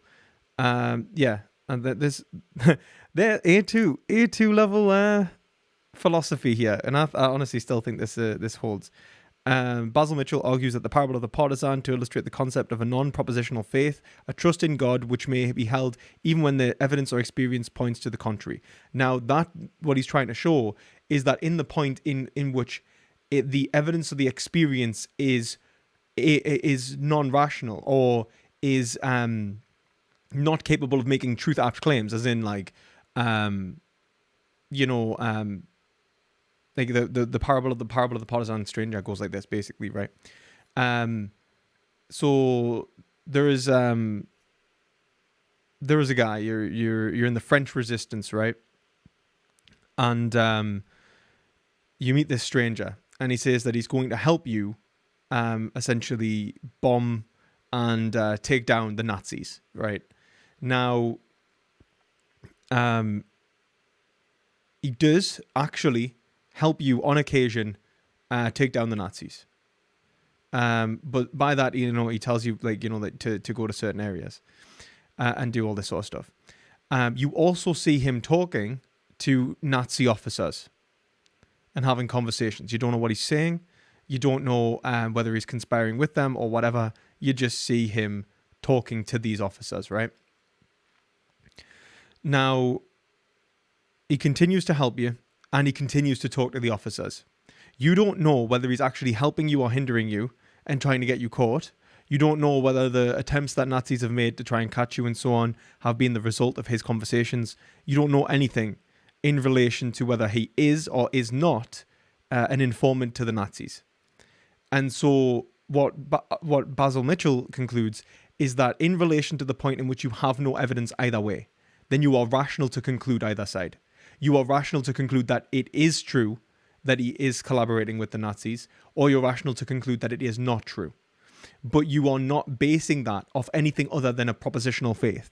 You are basically basing it off your feelings, and you have to conclude something in how you're going to behave, but ultimately that conclusion doesn't necessarily point towards it being the case or not. There is no true justified belief in relation to the lack of evidence. Okay, that's what Mitchell's arguing. So, in other words, you can believe in the existence of God, or you cannot believe in the existence of God on the very issue that there is no evidence or evidence that could prove or disprove the existence of God.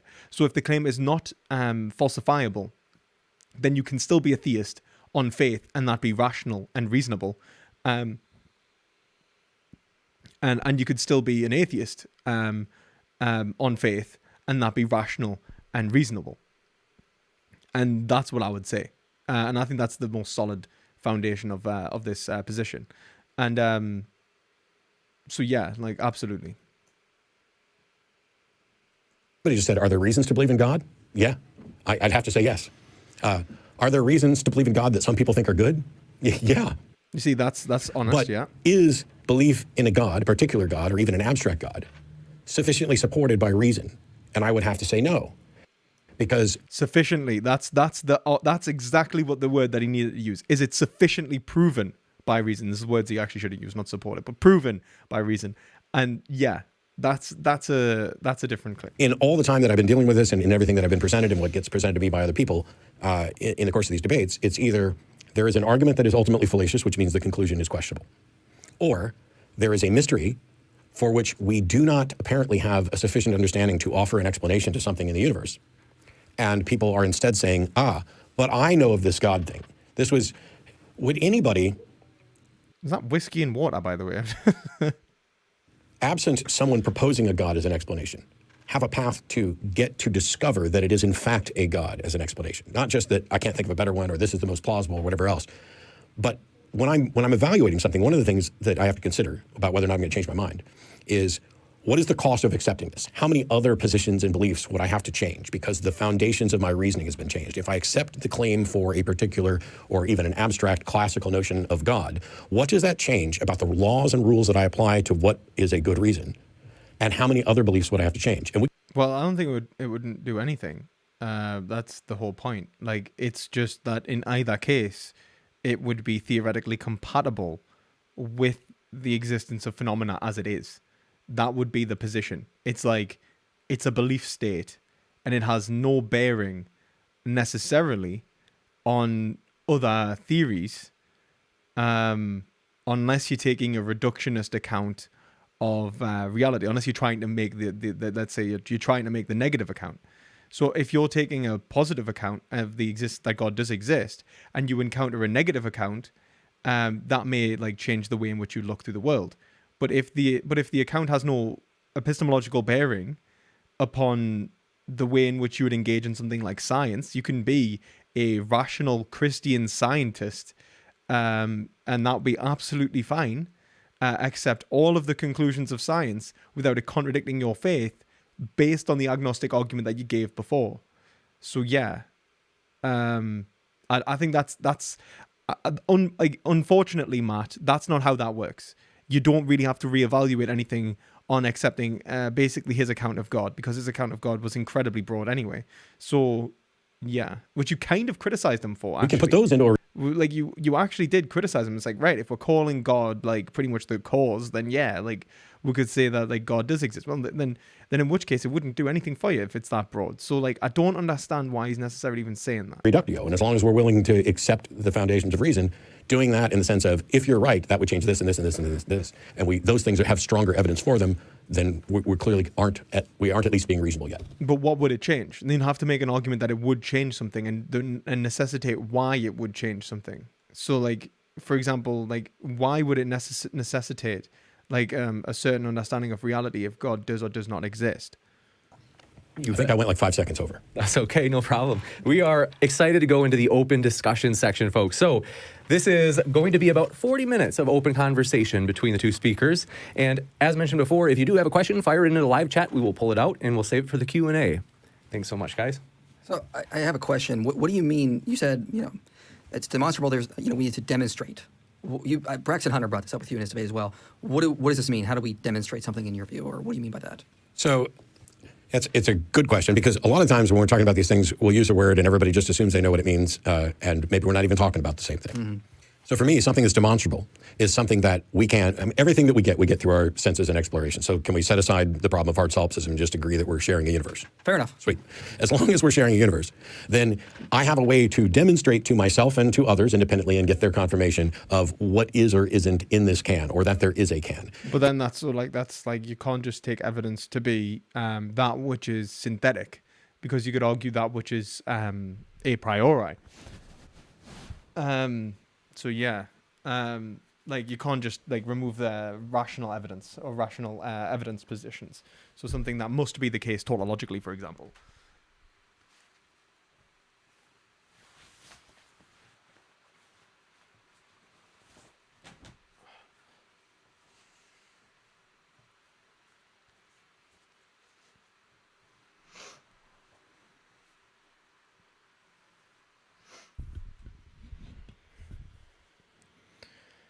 It doesn't mean that the explanation itself needs to be materialistic, but because we are physical beings in a material world, that demonstration needs to be physical. And I'm not saying there could be a supernatural being, for example, that can... No, it doesn't need to be physical. It needs to be rational or synthetic. You don't have to assume the existence of like physicalism or like empirical rely upon empirical evidence. So yeah, Interact. They can do miracles. it's like this is actually an epistemic issue where you would basically be presupposing empiricism, in which case you'd have to say like evidence only exists in the material. And when you could take an idealistic position and say like, no, the material itself only exists in the like the communication between agents, and metaphysically it's dependent upon the communication between agents.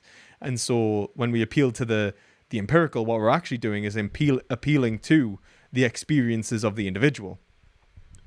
And that's, yeah, like, that can do mind reading, that can do that kind of stuff. But there would be a manifestation in reality that is detectable, identifiable, discoverable. And that means that some things are going to need to be repeatable, like a single occurrence.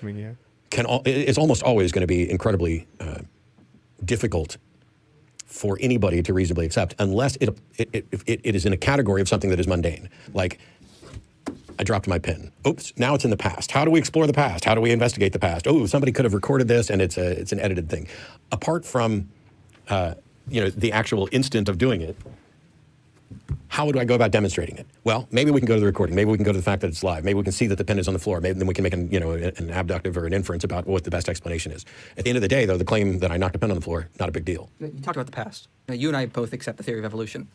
Now, I have debated young Earth creationists. I'm debating one next month in Toronto. They say this kind of same stuff, is you can't demonstrate that single-celled organisms slowly evolved into hominids. And I go, I actually just say, yeah, I can't because I don't have a time machine. But I do have a lot of evidence, radiometric dating, looking at different transitional fossils, and I can make a good explanation arguing to the best inference. Right. I'm trying to do the same thing here. I'm saying, look at all this data we have. Oh, sorry, go ahead. I'm saying we look at all this data we have. We have correlations, quantum cognition. We have evidence of mental correlations there. We have strong evidence of top-down causation from consciousness. We have no evidence of consciousness being reduced to matter, yet we have plenty of evidence matter can reduce to consciousness just from basic philosophy, like David Hume's bundle theory or some of the stuff I was talking about earlier. It just seems like this is the best explanation for the same reason I accept the theory of evolution. It's the best explanation. Except that when we're talking about things like radiometric dating, all of the different components of what we're talking to build our inference, because science is all inference. Mm-hmm. So everything that we're using to build that is something else that is demonstrable. So we're taking sturdy bits of things where we talk about, you and I could probably have fun with a young Earth creationist at some point, because I love when they do the, carbon dating is only good to 50,000 years. Hey, you're right. Yeah, you're actually correct, but it overlaps with a bunch of others. And that is that overlap that builds a case that is so compelling that we can have a reasonably good way of dating things to determine how old something is. Are there going to be mistakes, anomalies? You betcha. And that's already accounted for in statistical analysis. And it's about being as right as we reasonably can. At no point in modeling the theory of evolution, which is what you're going to get from like young Earth creationists, is it, hey, this seems a lot like this, and so we're going to appeal to something else. So mind comes from mind. Well, first of all, mind isn't particularly well defined, and there's disagreement about, is it the mind a product of the brain? Is it what the brain does? Is it a thing that actually exists, or is it an emergent property of something that exists? Like wetness from water type thing. Wetness doesn't exist. It is the interaction of particles, in a fluid. I would disagree. You think wetness exists? No, I would not say it emerges from matter. Wetness is a mental property that we experience when we interact with water. It emerges in consciousness. I have no idea how to say that matter would create wetness, because wetness is a physical sensation that we experience in our mental reality. One definition of wetness is certainly based on what we actually experience. Like how he's like listening and he's like, like, wait a minute, where the fuck are we? Like, yeah, like we're deep in the metaphysical weeds, right? And I would say so wetness. Is it a property of water, or is it a property of interaction with water? Does it emerge? I would say that it's applied to water. Wetness is our understanding of our experiences with water. It's actually a concept applied to an experience. I would say that it's second order and phenomenal in origin, and not something that is imminent and self-explanatory. So I would say that it's idealistic and emerges from consciousness, but conscious interaction with matter. So like it is, or at least actually I would say that it emerges from conscious observation of our interaction with matter. So it emerges from a second order process, analyzing our first order process, which is engaging, which is the fundamental experience of reality. Now, yeah, that's kind of what I would say. So yeah, it's a second order process of mind. Yeah.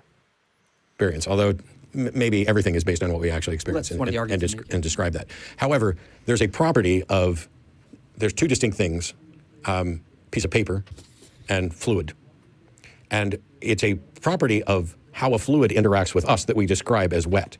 That property isn't just us experiencing, our experience is tied to it. It is something about our interaction with that. I would agree. I mean, I agree. My argument coming back to that, though, is the way we're going to describe that piece of paper, it's purely in terms of mental properties, the way it feels, the way it looks, its sensations.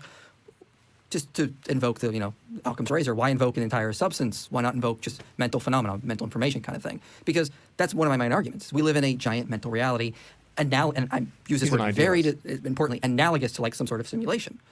Why pause it like when you're playing a video game? There's this discrete room you're walking into, and when you walk out, it's still there. Well, no, it's just code, merging from the code kind of thing.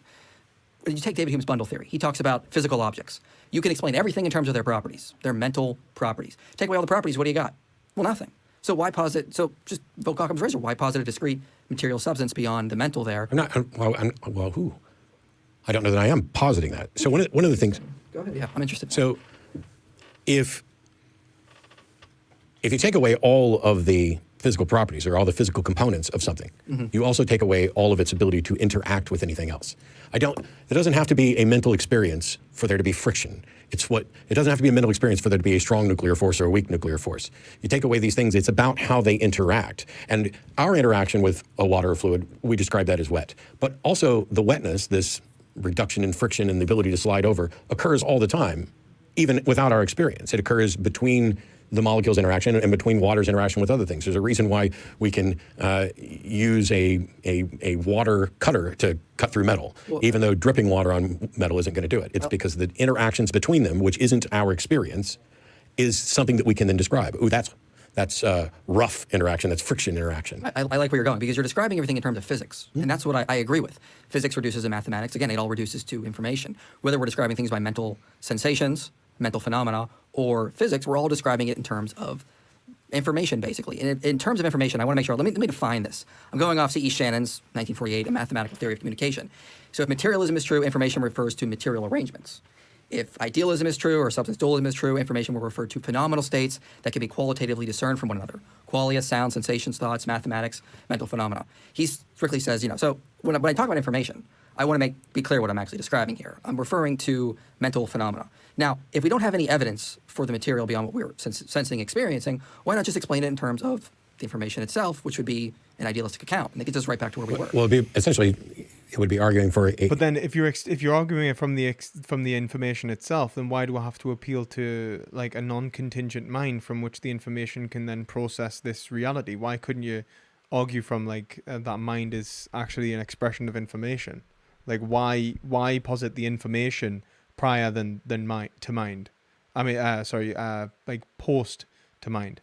Some version of hard solipsism. I would disagree completely. So would you agree with me that if we removed every thinking mind from the universe, friction is still something that is going to occur in the universe?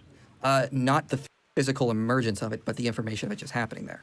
So I would say that if we remove every mind from the universe, then we don't have a universe. And so the universe is fundamentally expressible only in terms of the existence of mind. So to give an analogy, going back to the video game thing, if you have, let's say you're in an RPG game, you come across some sort of site that you could see like train track friction that happened in that video game's past.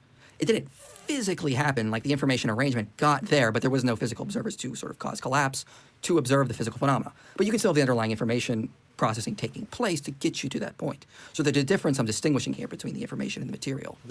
So it seems, and I don't want to lay down a trick route to get here. I just legitimately want to understand this. Yeah.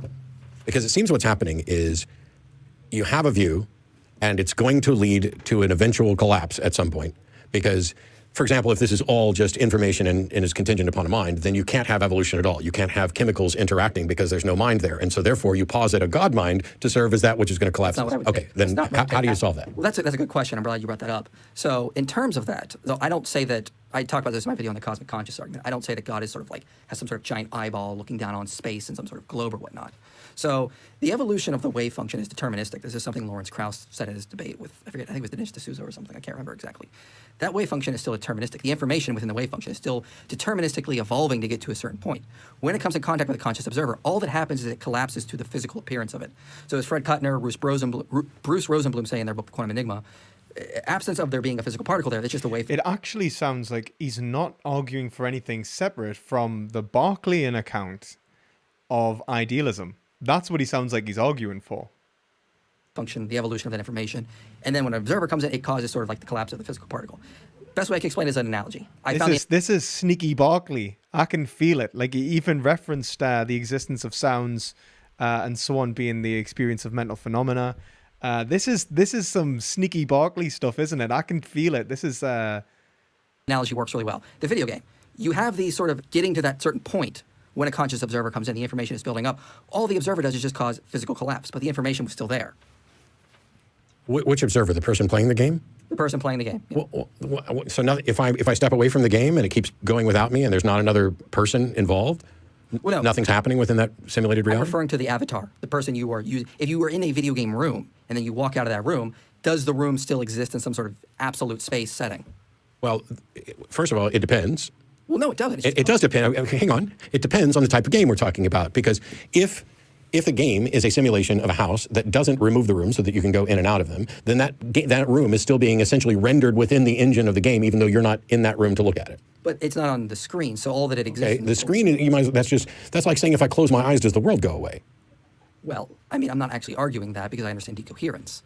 So. But you are arguing that because you just said if it's not on the screen, it can't be said to exist. No, well, what he's arguing, I think, is is a Berkeleyan account, which is that the universe would be observed by mind itself. That as an analogy. Remember, I made that very specific. I'm using this as an analogy. Okay. But it goes back to the question that I was asking, which is if there aren't any thinking minds in the universe, do things like friction and do chemical molecules interact? And the answer is yes, they must. Well, they interact in an information setting, but there's no reason to just posit they would sort of exist in the space-time temporal setting because there's no need for them to be. It's, again, the wave function would just simply be deterministic without collapsing to a definite position. It's if you're saying if we eliminated every thinking mind in the universe right now, that everything would stop. And I would say we've destroyed reality. Because there'd be nothing to collapse the wave for. Well, essentially, yes, that's what I'm arguing. Okay. I don't know.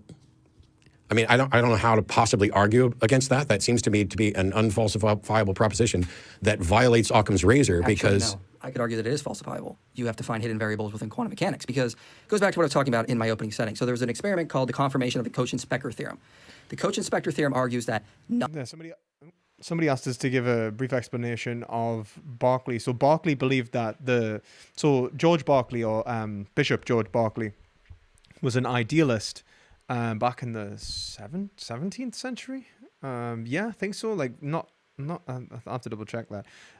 But essentially, what Berkeley argued was that if we accept the materialist account of reality, that we would, or the empirical account of reality, materialist account of reality, we would conclude that the reality is simulated in a brain. Okay, so what he said is that if we accept that what we are looking at is the process of information that is, being stimulated inside of an eye, which is then transmitted to a brain and then interpreted by that brain, then the interpretation of this data is the production of a reality from which we exist. In which case, he argues that materialism leads to idealism. In other words, with the whole, this is where, if a tree falls, in the woods and there's no one around to hear it, does it make a sound, right? What he's saying is that the existence of sound, the existence of certain properties is a mental occurrence. And so the observation of reality is fundamentally what we refer to as reality. And I think it's a very solid position, actually, in terms of arguing against materialism in and of itself, right? Now, what he then goes on to say is, look, what makes the reality exist if I'm not there, right? Why is it that would reality pop in and out of existence if there isn't an observer? And he would say, yes, it would, However, there must be a God observing it so that we can move around and experience, this reality, that he holds this reality constant. Now, obviously, this isn't necessarily the case, and you could argue that in relation to his information theory, actually, and say that we don't need a God for that, and that we could be experiencing information, and that consciousness is actually producing reality in relation to information which exists prior to the wave collapse, which is produced by consciousness and its interaction with it. Now, that would be an explanation of Berkeley without the existence of a God. Although this account leads to almost a solipsistic account. But then Berkeley actually agrees that, mind, what he calls mind worlds, can interact with each other. Now, I don't accept this position. I don't take the subjective idealist kind of position that this is arguing for. I'm an objective idealist, so I would say that epistemically, all of this is actually built upon claims that exists prior to the understanding of reality coming from a first-person scenario. And so we already have to posit the existence of a communal mind, if you will, a shared experience, before we can even talk about private experience adequately. And so, or at least talk about it in a way that allows us to make claims about it, knowledge claims about it.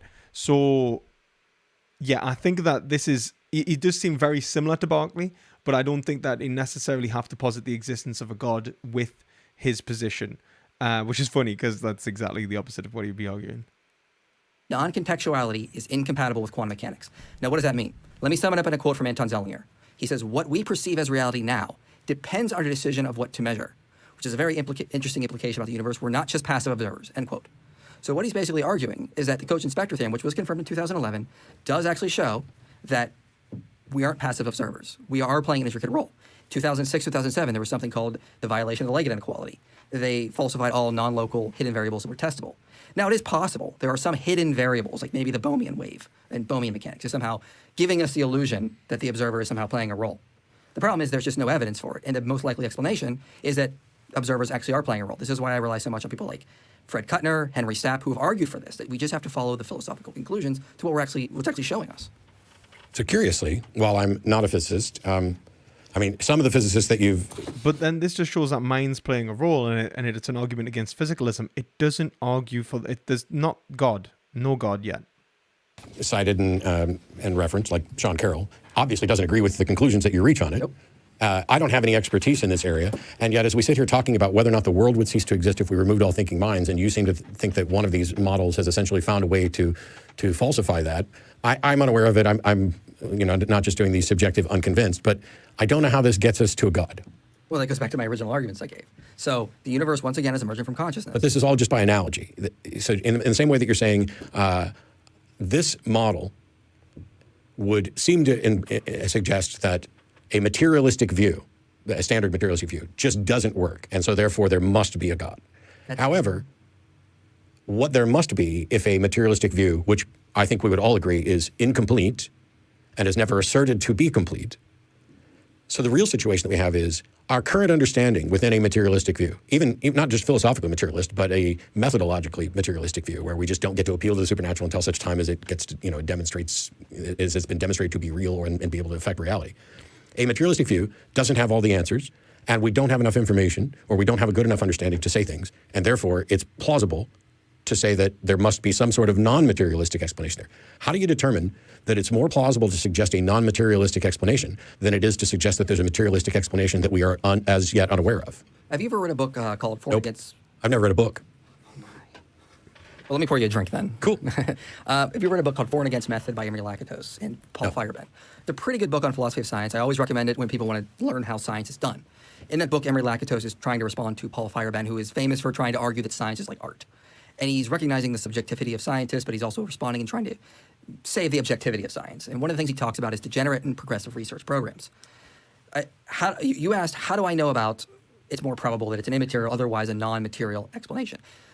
Because right now, as you were talking about, and all the evidence I was giving, the materialistic research program is degenerate. It's having to get more ad hoc to explain things away. Now, that doesn't prove I'm right. The materialism is wrong. It does lend credence to the idea it isn't. The second way I do it is the same way I would respond to young Earth creationists. When they say, well, how do you know God just didn't make it that way? I'm saying, well, yeah, it's possible, but it's not likely given the current data. If we find more data in the future to support that, then I'll take that view. So when you say, how do I know it's not a future materialistic explanation?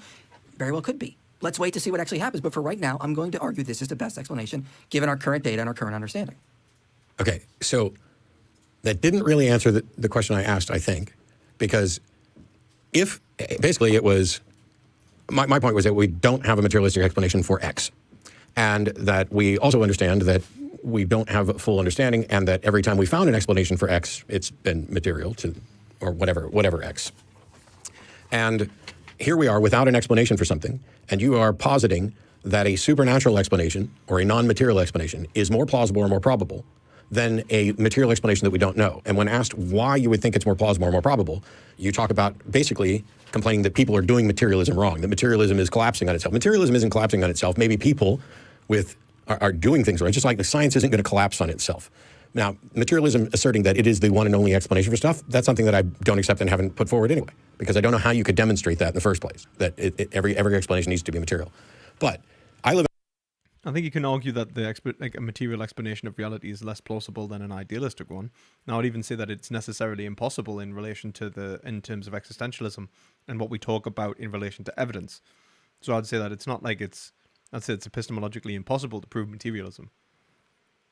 Live in a world where every time we've explained something, it's been material. At no point have we ever explained something and confirmed that the explanation is supernatural.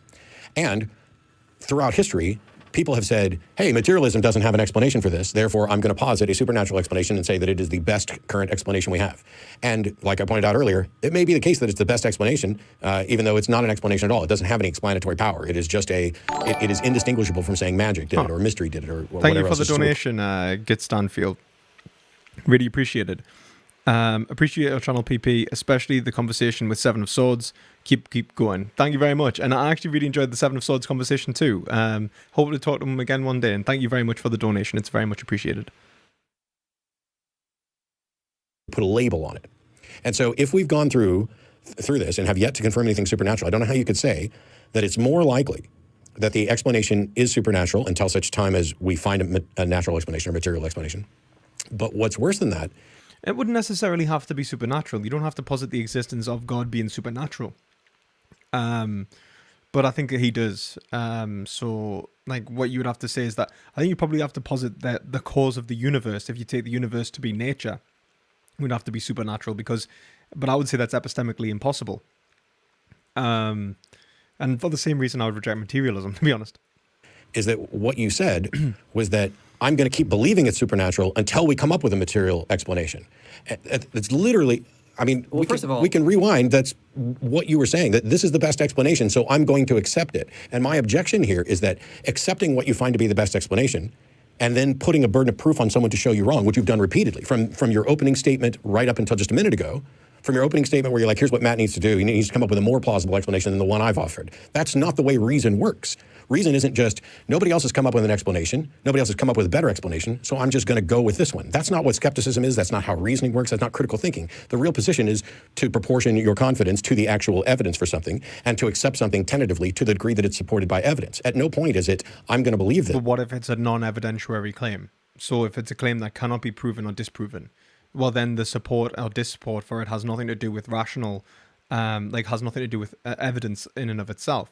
So then you could say, like, look, it's a matter of faith, which is what I think we need to do when we talk about the existence of God. This until somebody proves me wrong. Well, there's a couple of misconceptions I need to go over here. I'm not saying I'm just positing this just because. This is why I started out with the evidence. I laid down several pieces of evidence. And I never said supernatural because I reject that distinction entirely. I don't even know what supernatural means. Every time someone talks about supernatural, natural distinction, it's so arbitrary. I don't know. Except that you're asserting it's non-material, which I would say is supernatural. So then is quantum entanglement supernatural because it doesn't... Ooh, naughty boy. He managed to dig himself into that hole. He took, I would say, what is the distinction between nature and supernature, you know? What we're talking about is, when we talk about natural versus supernatural. And I think a lot of the time, if we take supernatural to mean that which cannot be explained, then I would say epistemologically, then, maybe God is supernatural, but so is like, you know, in a materialist explanation of reality, like a physicalist explanation of reality. Now, like, I think that I don't know. I just think that, like, he did a naughty boy thing and say that, look, anything that's not materialism is supernatural, because then one, he's kind of like loaded the definition of what nature is to the material and so he's assumed in a materialist position. Now that's fair enough if you can give evidence for the materialist position, but I don't think he can. And he basically said that. He said, like, I'm not going to do that here. So, like, explaining like a immaterial explanation of something like the universe being, let's say, idealistic, so like idealism, that's not supernatural. I wouldn't count that as supernatural, and I think he's only doing that because it makes it sound like mystical and spooky, and that's I think more of an appeal to an aesthetic. You know, it's a rhetorical tactic rather than anything that's substantial. Doesn't happen in space-time. It violates the speed of light. I don't know. Is consciousness supernatural? I don't know. Well, then there you go. If you're just going to say, I don't know, I'm going to say that... And I'm not just saying I don't know. I'm saying I don't know and you don't either, but you seem to be claiming that you do. How do you know I don't know? I don't know that you don't know. Then What I'm saying is that your argument for why...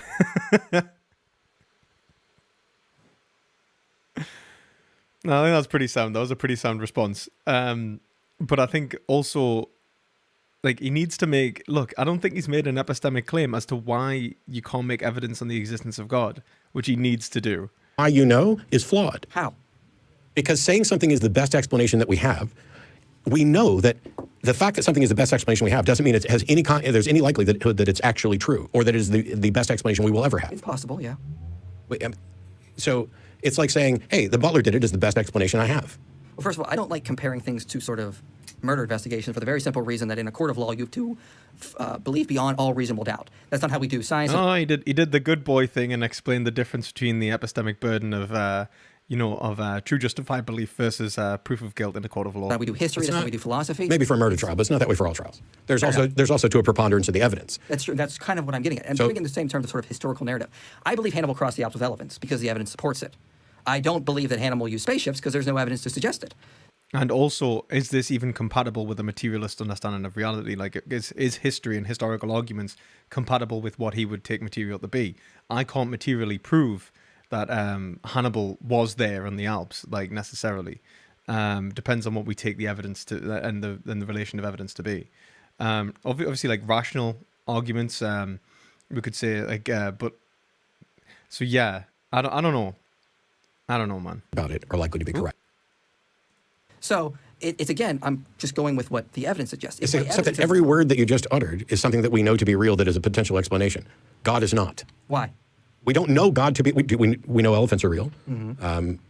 We don't know the same about God. You can't show me a God. Okay, that's all you can do is... And this is why you're not arguing. That's where the debate needs to be, but he's not actually explaining why the debate needs to be there. It needs to be, can we know if God exists? Can we make knowledge claims which are truth apt and obtain in relation to the existence of a creator? I would say no, but I don't think he can give a solid justification for it, if I'm honest, because he's not doing it. Arguing for a specific God or presenting evidence for a God, you're arguing that there needs to be some explanation for the universe, or there needs to be some explanation for consciousness. You literally said, God, you are merely defining as that which is sufficient as an explanation for whichever of those arguments. God is just a title. I've given evidence there is a mind behind the universe, and I said, well, this fits the description. I can call it God. If you don't like that title, I don't care.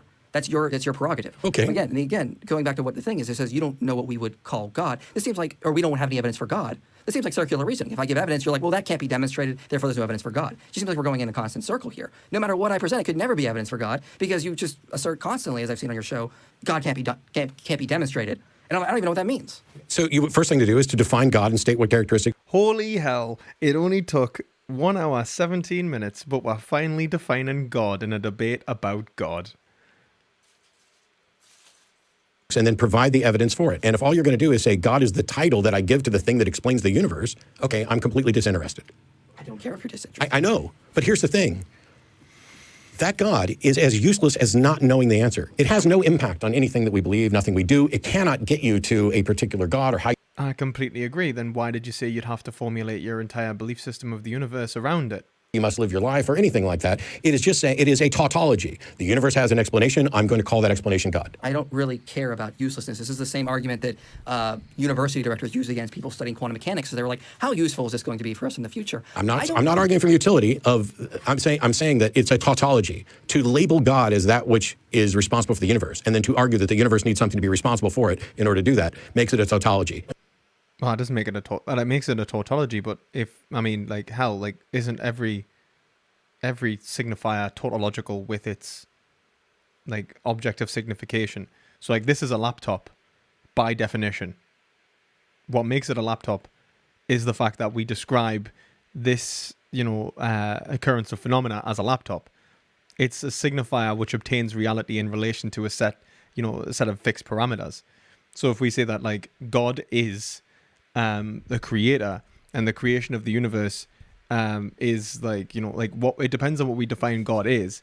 But if it's just pure signification and we're talking about like God is the mind which created reality, this is the mind that created reality, then it is tautologically true that is God. But like obviously we have to talk about the definition of God, and I think that we really need to like actually talk about what is being implied here, and whether it implies the existence of anything which has any like certain characteristics. And I think that Matt's right in saying that this doesn't imply the existence of a personal God, the existence of an omnibenevolent, omniscient, omnipotent God. It just implies the existence of mind. It's idealism.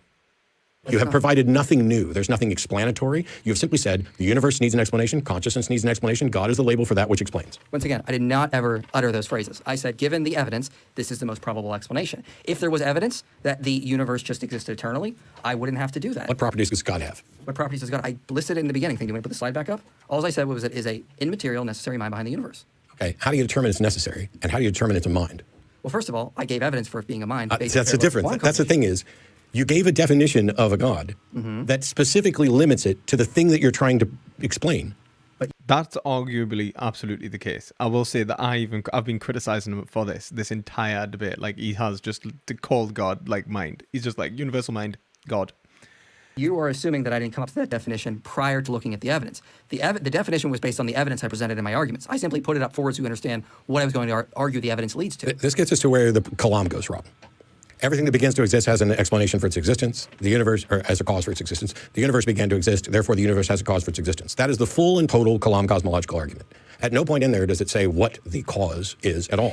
It is only people saying, we're going to call that cause God. God is not even a premise within the Kalam cosmological argument. God is not a premise, as far as I can tell, in any of your arguments. It is, these are the universe requires a mind, this requires a mind, this reduces down to where it requires a mind, which is something that I don't necessarily accept we've gotten to. But even if it does, now all of a sudden, God is that mind. Okay, so you're just upset with the title then? Yes, because here's the thing. I live in a world where the overwhelming majority of people, currently and throughout history, have believed in a variety of different gods. And they use the label, and it carries with it some baggage. And whenever we want to have a discussion or debate about whether or not this is a reasonable thing to accept, they toss out all the baggage and then just make God this, the God of classical theism, or the nondescript, that God is the first cause. And I'm not saying anything else about his properties. I'm not saying whether or not he is, has any desires for people or cares who you sleep with or whatever else. It's just this. And so I think he's making a valid point here. Like when we talk about God, it is a loaded term. And we need to talk about it in reference to, like what we are actually defining. If we are saying that, look, this is God, and I'm saying this is evidence of God, we need to be clear this is not evidence, for any particular God that is referenced in a religion. We are referencing universal mind, and it may be more prudent to describe it as universal mind to remove the baggage in talking about whether it evidence is a position which was otherwise not evidenced. In a sense, it is, and in every circumstance, it is, here's a mystery. It needs to have some explanation. I'm going to call that God. I'm going to tell you nothing else about God other than that is the label I'm putting on the explanation, which tells us nothing. There's no edification there. It is not anything that you could even build a religion off of. It's not consistent with what the overwhelming majority of people, if I go out and poll people of all religions, not just Christianity, what's God? Are they going to come up with God is the mind that is responsible for the fact that there's a mind? Well, first of all, three things. Pill to consequence, I don't really care. Second thing, I don't really care what people in the streets are going to say. That's kind of an ad populum fallacy. And once again, this is step one. I never said I'm just going to... Oh, no. You cannot do that. You cannot personally define what a God is, because language is communal. Language exists between community. So if they are defining God as something separate and distinct from what your definition of God is, your definition of God is the one that needs to be asserted as being true and a better definition. In which case, and even as a separate concept. So if your concept of God is presupposing only, not presupposing, is a certain set of characteristics which God would usually signify, but not all of the characteristics which God would usually signify, then what we need to do is show what would be the most prudent signification for what you're talking about. Going to stop here. I think there are better reasons to keep moving forward. But if we can't get past this step, I mean, what's the point of going forward? And if you're just upset about the title, I mean, I don't know what to tell you. It's just a title. Now, once again, I agree with you. We don't get very far with this in terms of how it affects our lives. But again, quantum mechanics, when it was first discovered, didn't really affect people. They had research problems because they're like, how is this really going to help us in the future? Well, it turns out it's actually used in cell phones and all sorts of other technologies that actually came about. Once again, if we care about truth and what is actually true about reality, then we look for those things and we don't go, well, how is this going to affect us? The problem here, and you can dismiss it as Matt's just upset about the title. Yes, I am. And here's why. Because I would agree with you, conscious needs an explanation. What's the justification for calling it God? The universe needs an explanation. What's the justification for calling it God? When we call it... Yeah, I will say that I think he's right here. Like, what do we mean by God? What's the justification for calling it God? God. We are smuggling in all of the baggage in the world that has ever been attributed to God, and then denying that any of this is the case. Could you define God for me how you would define it then? So here's the thing. I know of many different definitions of God, and the overwhelming majority of them I am not convinced are real. And so when I interact with people, it's not up to me to define God and say, you didn't prove the God that I want you to prove. It's up for them to say, hey, here's how I'm defining God. Let me make a demonstration. It's that little bottle of Johnny Walker That's Black. There. And if you start by defining God as that which is responsible to serve, that which serves... I like that. Define God takes a drink of whiskey. That should be like a fucking meme. ...is the foundation for the universe. And there's nothing else there, including no demonstration that this is a thinking agent or that interacts with reality or has done anything or whatever else. Then what you've done is just saying God is that which is responsible for the universe. And all you've done is label it. I could agree all day long that there's an explanation for the universe. If the question is, why then call it God? And if what we're going to do is toss out all the other baggage and say, look, I've proved God by saying I'm going to label this the thing that's the explanation for the universe. Yeah, I could have called it John. Look, I found evidence for John, but what I meant by calling it John was, a non-contingent mind, or the metaphysical foundation of reality is mind, and I'm arguing for a universal understanding of mind because I think that the metaphysical understanding of reality as we see it is universal. And then you just think, oh, yeah, it's John. Absolute Spirit, John. God, also John, that kind of thing. And it's just like, right, well, look, we need to talk about what the actual characteristics are and whether it's prudent to use the word God. Now, I think that it's fair enough to say the word God. I think that it probably is in terms of a creator. But if you literally just say, like, look, I'm talking about this. Do you not think that there is a reason to believe this? And you go, yeah, but then this doesn't prove any form of Christianity or Islam or anything like that. And, that's a lot of baggage that the word comes with. So is it when you could talk about the prudency of using that signifier, and especially in terms of who you're talking to, more so. So like if you're engaged in a linguistic, in a language game with other individuals, and you're talking to a Christian and you start referring to God, but really you're just referring to absolute spirit or a universal mind, that has a lot less baggage than when a Christian talks about the omnibenevolent, omniscient, omnipotent creator of the universe who sent his only son to die upon a cross for us, depending upon the Christian that you talked about, right? We need to talk about what is the most prudent explanation, the prudent signifier for what we're talking about. And I think I would even say like absolute spirit or the universal mind. But I think this is just really an argument for idealism anyway. So, universe, what have we actually accomplished? For me, dealing with actual real people, not that you're not a real person, I don't want to make that. I'm not. You're dreaming right now. I can't prove I'm not. Actually, I kind of can, but I can't. Anyway, it's contextual. If all of that had ever happened was somebody said, hey, there needs to be some explanation for the universe or consciousness, and we're going to call it God, I'd be like, okay. Because it's just a word. You can call something whatever you want it.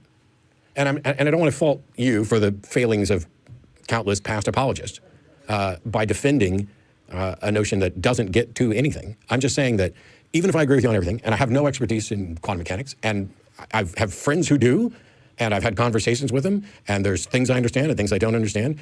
Overwhelmingly, the ones, at least among my friends, and this is a clearly unfairly biased sample, but they don't agree with the conclusion that you're reaching, and they don't necessarily agree, and none of them would say, hey, it's a good idea for us to conclude that the universe must have an explanation, and then to call it God.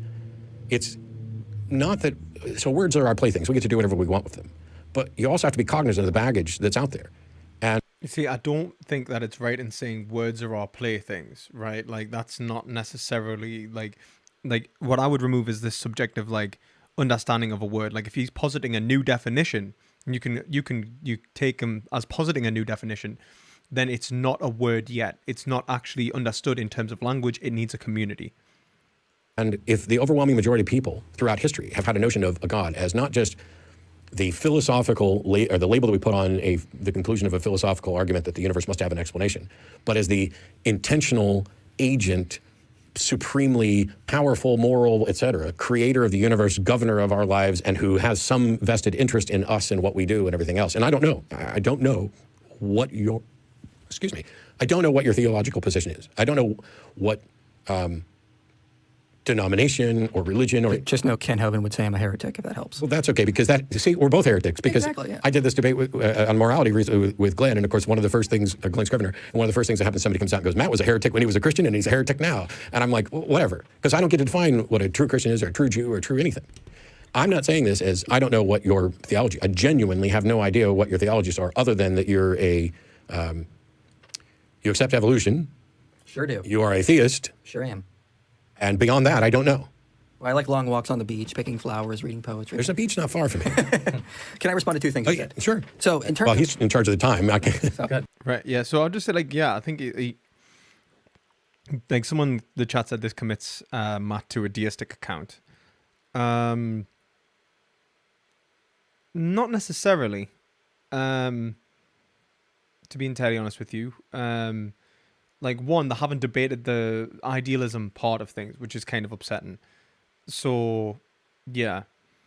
They've also not debated whether we are truth apt in talking about something which is prior to existence, which I think is another issue. And then, yeah, and then when we talk about, like, deism, we need to talk about, obviously, whether it would be, whether we are right or not in calling it a creator. If we see that mind is an integral part of reality, then that's idealism. It's not necessarily deism. It's whether this is a personal, or at least a personal God, right? Like, and that's like theism. That's the movement from deism to theism, right? So, if I'm right, let's actually check the definition.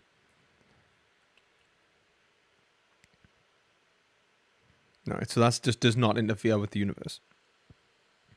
But sufficient, like the sufficient grounding of reality. Now, you see, I don't believe that we can sufficiently ground reality. Although I think Matt is assuming that we can sufficiently ground reality in this position, which would be, I think, a mistake.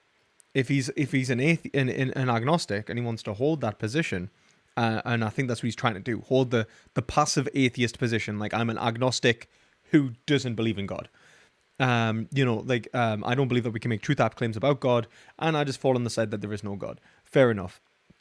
In which case, then he'd be saying, look, none of this is truth apt in terms of it being God, and be arguing epistemics. He wouldn't be arguing in relation to the physics. In terms of whether, and then when he says, if we agree that the cause of the universe is called God, and we're to call that God, then yeah, whatever. I don't care. The cause of the universe. It's like, whoa, you just made a fundamental error. You can't be, the whole point of agnosticism is to deny you can have a knowledge claim about the cause of the universe. There is no cause. You are talking about something in which is positing an explanation prior to existence, essence prior to existence, and that's the issue, right? That's where agnostics usually kind of go down. That's like why my existentialism, like in this sense, leads me down to go and look, can't talk about the existence of something prior to existence, right? Can't talk about essence prior to existence. Can't talk about laws, and we can't talk about reality prior to the existence of the epistemics from which would fundamentally create us. And that's why I reject determinism, right? So if you check out my determinism debunked video, that'll explain my position on this quite well, to be entirely honest with you. Now, if he's saying that we can have evidence on that, and simply the evidence isn't one side or the other, then yeah, I think then you're right, I think he's fallen onto the sword of deism. Just less than 10 minutes. We got about 8 minutes. Yeah, I want to respond to two things you said. First, in terms of, there's a lot of disagreement in terms of quantum theory. I fully understand that.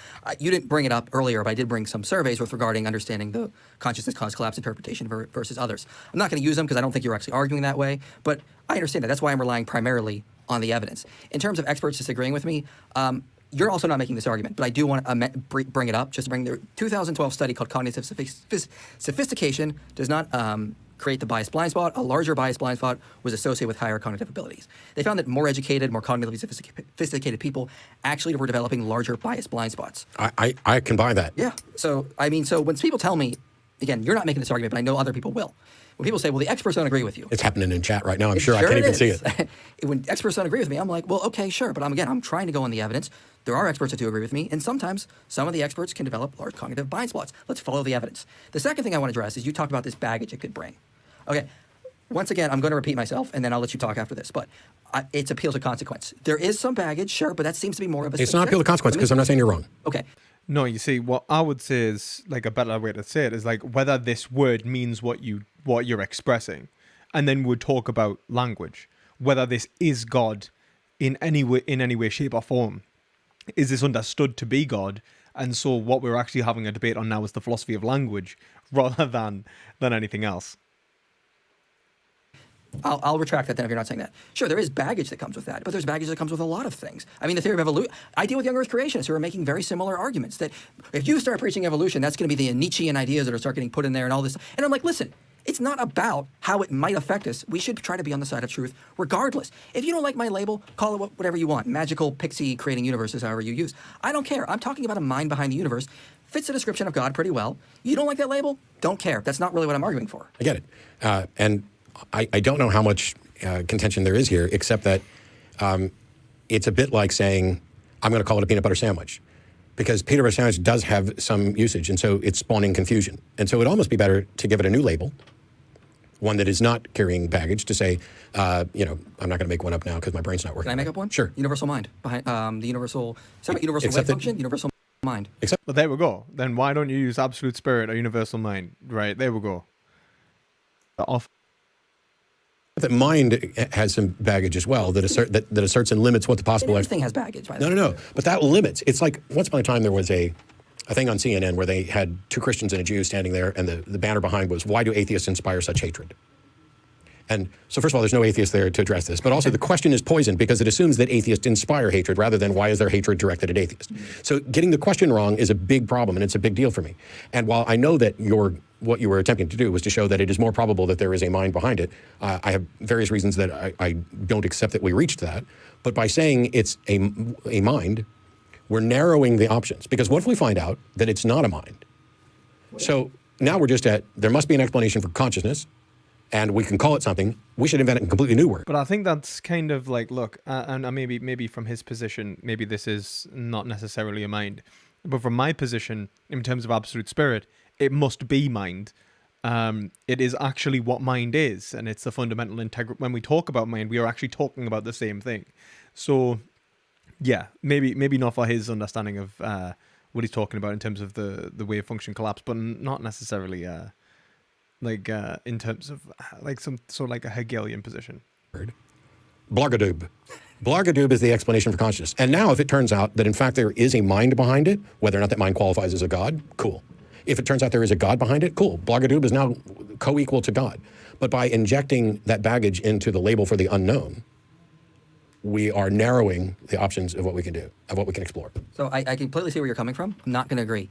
Because at the end of the day, I don't care about baggage. I'm going to say the theory of evolution is true regardless of how much young Earth creations get gas back. That's not what I'm arguing. Well, then I don't understand what you're arguing. Because at this point, we're not even talking I'm about arguing, evidence. I'm arguing about clarity and as opposed to confusion.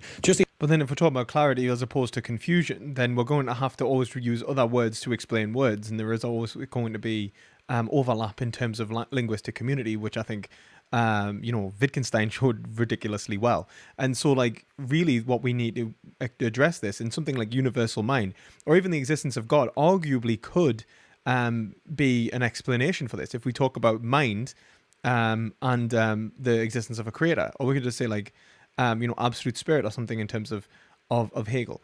But then what you need to show is that this is leading to that this usage of the word is not used in any contingent language community from which the guy exists in.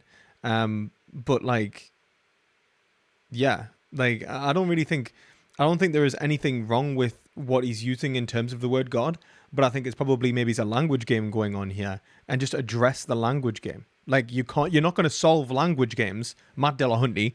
Okay, that's not going to end. The other day, yesterday, as a matter of fact, I was told that I was an idiot because in this debate that I recently had about morality, I pointed out that humans don't have any intrinsic value because nothing has intrinsic value. And they didn't make a distinction between... Whoa, me and you are going to have a fight. What? Sentience has intrinsic value. Intrinsic and inherent, which would have cleared things up a little bit and allowed me to do this. But instead... okay, I'll let him off. When I said it's we who imbue things with value and we value things and go down that road. And so I make all... Sentience, arguably, is the imbuer of value, and sentience is therefore the vestige of value and the producer of value. And so value exists as sentience, right? Like, we'll talk about that. We'll have to, yeah. At the stations. And the people who were in the room with me then went on Twitter and said, it's a shame that Matt will not, affirm with other humanists that we should treat people as if they have, with respect, as if they have value. And I'm like, I absolutely affirm that, have repeatedly affirmed that. I will treat people as if they have value, whether they have value or not. This is the same thing we're talking about here. I'm not saying, like the people who are like, oh, you're supporting evolution and that could lead to this and this and this. I'm not doing that. I'm saying that there is a God label and a mind label that by applying those as the label for the explanation, we have unnecessarily limited the scope of the explanation by giving it properties before we can necessarily affirm that it has those properties. So my argument is that simply that limiting the scope to me is not a big deal for the simple reason that the future holds numerous possibilities. We've limited ourselves in the past before. It happens. We expand and get out of that. But why do it? Because that's what we do. If there's 10 possible answers and you say limiting the scope to 2 is not a big deal for me. If we don't know, then what we should do is not limit the possible answers. We have good enough reason to not know, but infer that if you want to update me later, let's do it. I'm perfectly willing to change my mind. Now, let me clarify that. I understand the studies I've cited on bias means that's going to be hard and not easy to do, and I don't buy that crap that we just believe, we have to believe whatever. Or, we can't change our beliefs because I've been reading a lot of studies on that lately. But regardless of that, we should follow the evidence where it leads. I agree, but if we're limiting our scope by predefining properties of the thing, we don't get to pay attention to certain things. Somebody called into the show one time and said, if God didn't create the universe, who did?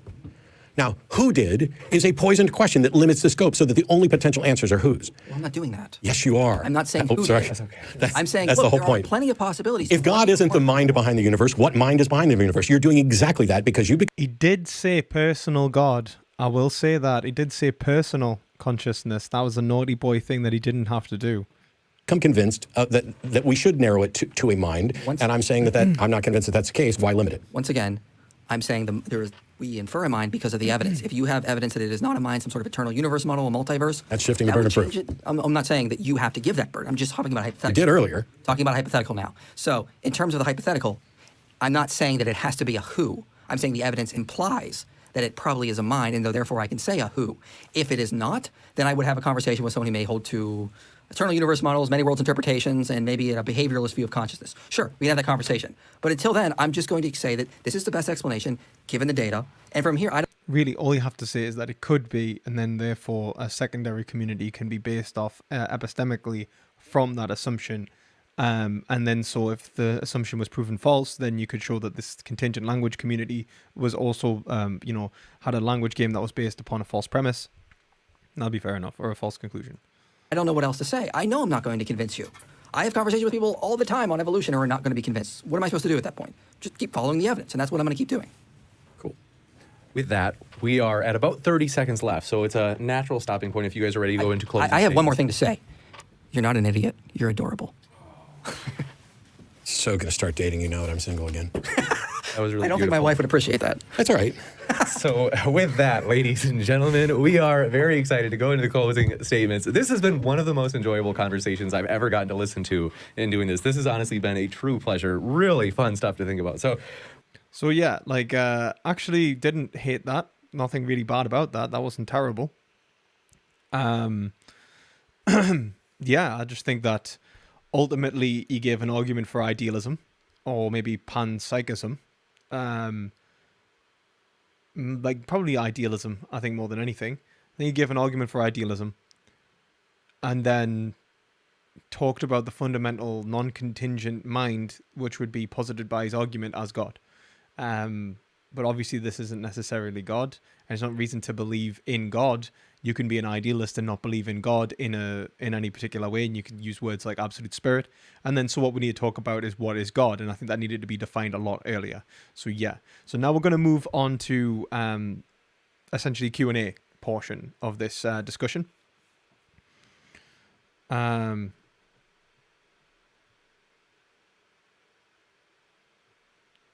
yeah. He's an objective idealist, is he? All right, that's cool. I'm an objective idealist too, so we can agree on things. I think that the way he's going through arguing it is probably not the way I would, but yeah, that's cool. What would I define as God? It wouldn't be what I would define as God. It's what is already being defined as God, and it'll be the usage of God in community. If we're talking about non-contingent language community, maybe, then we could say, like, look, God is posited as a creator. God is usually referred to as a personal God, maybe, like personal creator with their own mind, who is infinite in, maybe infinite in power or something like that. But like, really, we're kind of like, we're playing language games. This is the issue, right? So when we talk about what I would define as God, I would say, look, like, this is what I've understood God to be throughout my life, based on this language community. When I'm describing, let's say, the existence of God as a creator, but not as, let's say, the existence of like a personal Christian God, I'm distinguishing that, and I'll just make that distinction. So I would even I'll be happy for him to use the term. I'll just say, like, he has to make the distinction, which he did. I have no problem with that. Now, Matt said, like, look, I'm not happy for you using the term. And it's like, right. And then he just responds like, I don't care. Then he's like, well, what about the baggage? And it's like, well, he made the distinction. So it's like, but then you have to argue, like, look, is it pragmatically better to make the distinction and use the term from which is more readily available, like as in the concepts are more readily available?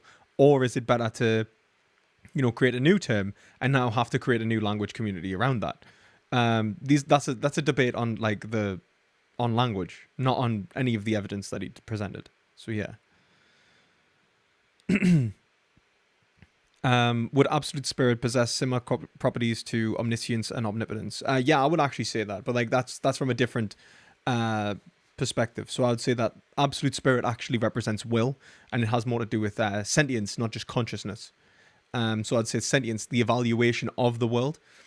So absolute spirit would be not simply the conscious awareness of reality, but the value-loaded experience and action-driven will within the world, in which case it's moving towards a telos, and implies something more akin to a prime mover. I would absolutely say that absolute spirit implies something more akin to a prime mover. And I would go so far to say that I would. Thank you very much. I'd go so far to say is that something that I would believe in. Thank you again. But I don't believe it in a beyond an agnostic account, in the sense I don't believe that this is necessarily the existence of a God that is like the creator. Like, I would say that this can be explained through humanism. that we are actually creating a concept. We are actually, like, man is becoming, divine. So it represents the divinity within humanity and the divinity within mind. So it's kind of like whether you posit it as the construction of reality, or whether it is constituted part of reality that is progressing. And I'd say that it's more progressive in that respect. Oh my god, I'm losing my place in the thing. Right, 1 second.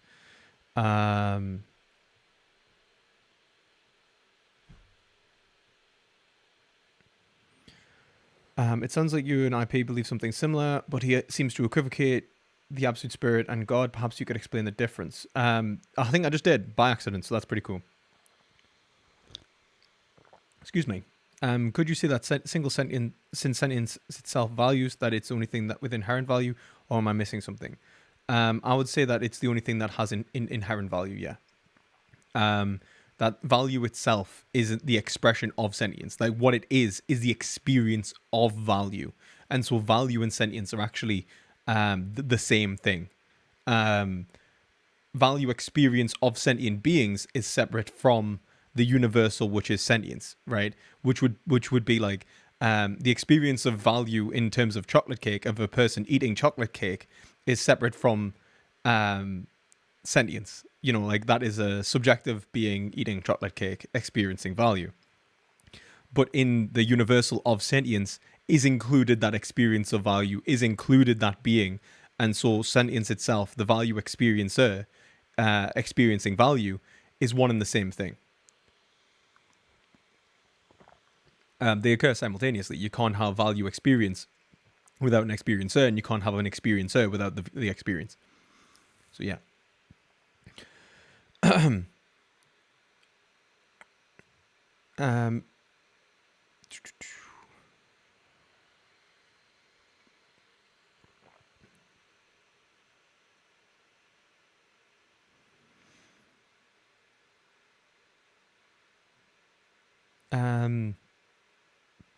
Right, where the hell have I gone? Would you intrinsically value sentience with a being that doesn't show any interest for his life and phenomenological experience? If so, why? I would say that their experience of the value is their interest. If they don't show it, I probably may not be able to be aware that they are sentient, but that's separate of whether it's valuable or not. So if I could show... Charlie, are you alright?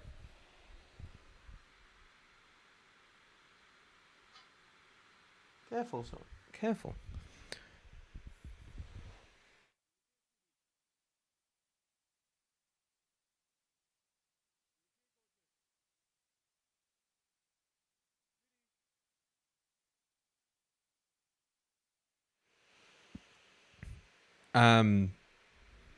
So yeah, like, I would say that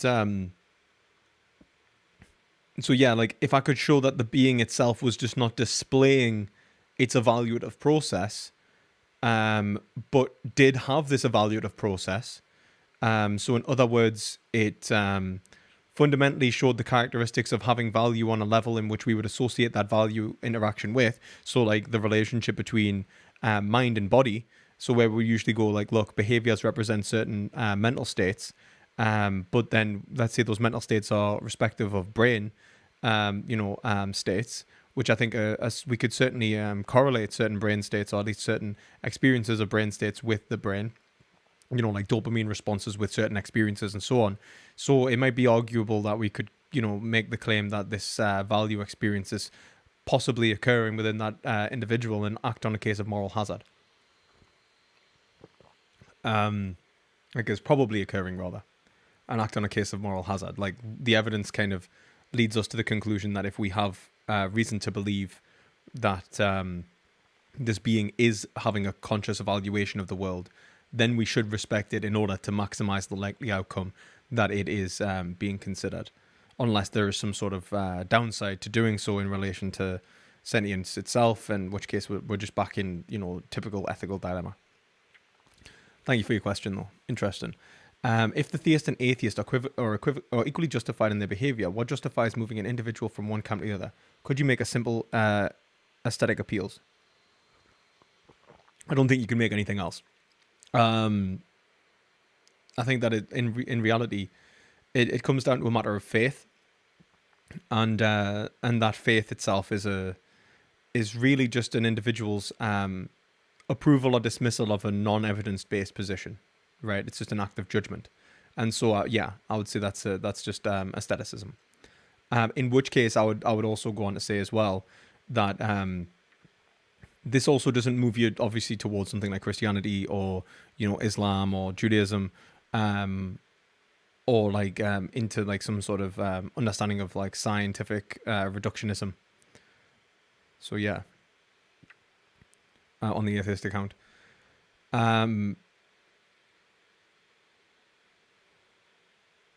But yeah, like I would just say like, yeah, that's really the difference. Live a good life though, because it's rational anyway, right? So which do you think is more rational and logical, that the intelligent design is a factor or isn't a factor? I don't think that it is a truth-apt question.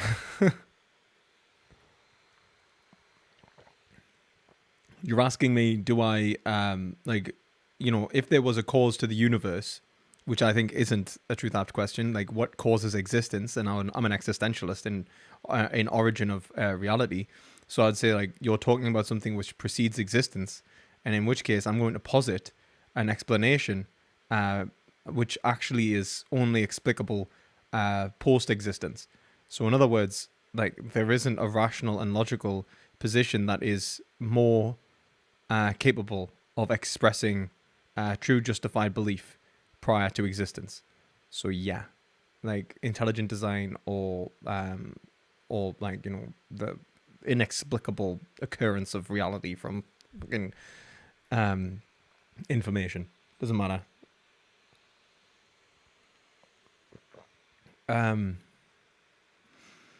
Posthumanism is it something ethics should fear or something to be embraced? Honestly, it's a hard question to answer. I think that it could be embraced in a way that was ethical and good. I think that the issue is, like, what do we take the foundation of? Like, I think if we take humanism to have this sort of anthropocentric baggage, then it should be embraced. If we don't take humanism to be the anthropocentric baggage and instead include just the the experience of mind and the explanation of reality via mind, and in relation to these like sort of more complex concepts, then it's not something that should be embraced. We shouldn't like move away from that. But thank you for your question. Would you intrinsically value sentience with a being that doesn't show any value? Okay, I've answered that. Thank you, Donald. What do you think about Plantinga? He's quite similar to you in that he doesn't believe in God, that he doesn't believe God can be proven via logical proof. Distinctively, he focuses on epistemological warrant. But it's like, warrant to what? Like, if epistemics doesn't relate to metaphysics, then there isn't anything in which case we could talk about whether we should or should not believe something. It's like, what are we talking about? Like, whether I should or should not believe something exists in Lord of the Rings. Yeah, well, it's not on the screen, so I don't think I'm going to be able to make an argument that, like, like there was actually prior to the the what are they called again? The ones that sing the song that create the universe and the bloody damn it. I can't remember what the universal God guy is called in that. Okay, well, basically, I won't be able to make an argument that there is another planet that's not has nothing to do with Middle Earth. Like, there's the planet the planet Earth exists somewhere else. We just don't know it yet, and it's like, right, well, it's an unfalsifiable, unverifiable statement, which is, possible, and there's no evidence to show either way. So I don't care if you believe it or not. It has no real reflection on what we can know and do know. And I'd say that's the relationship between epistemics and metaphysics, right? Epistemics is to prove something. Like, to dismiss the relationship between epistemics and metaphysics, it's just a bad way to go. Since the concept of divine justice gives an additional incentive to be moral and additional deterrent against immorality, should we promote a non-religious belief in divine justice? Not necessarily, and I don't necessarily think that deterrence is the best way to go about it.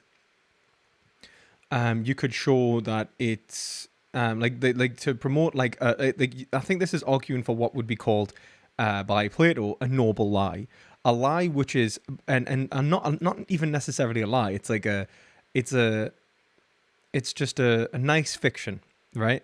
There is no way to say that it is or is not the case, but it could promote an ethical outcome. I would say that we shouldn't promote the belief in it in people. We should promote the acceptance of truth over any sort of like fictional claim. And in doing so, we'll end up basically showing that there is no such thing as divine justice, and then we could end up with a reactionary account in which people go, there is no such thing as divine justice, I'm going to go and rape and pillage and all this horrible stuff, when in reality they could just like accept ethics on a rational and on a rational evidence level, and then do the right thing in relation to what is known. And I don't think we need to posit like additional fictitious motivators. But thank you for your question, the Maverick. What do I think about Matt Dillahunty blocking Cosmic Skeptic? I keep meaning to read the discussion. Someone tagged us in and they wanted me understanding of it, like me position. Would you want Inspiring Philosophy on your channel to explain why you thought mind is personal? It would be interesting to see the objective idealist discuss the metaphysics and mind. Yeah, absolutely. I might reach out to him for that. 100%.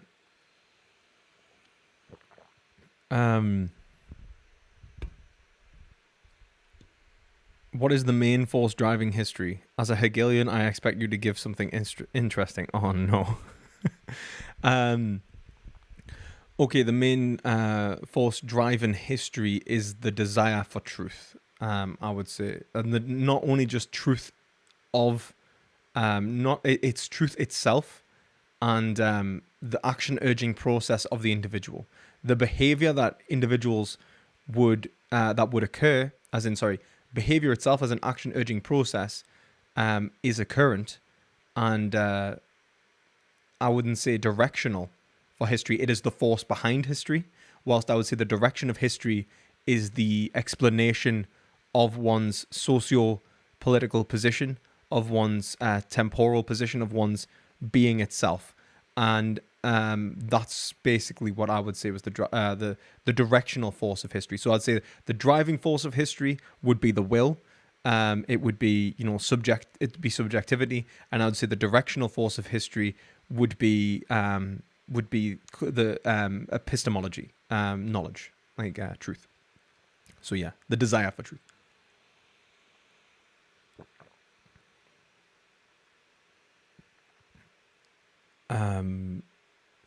Does an infinite regress prove that causal principle is true a priori?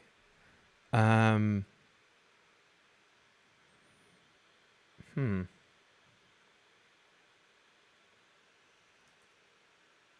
necessarily how to take that. One second. See if I'm understanding that right.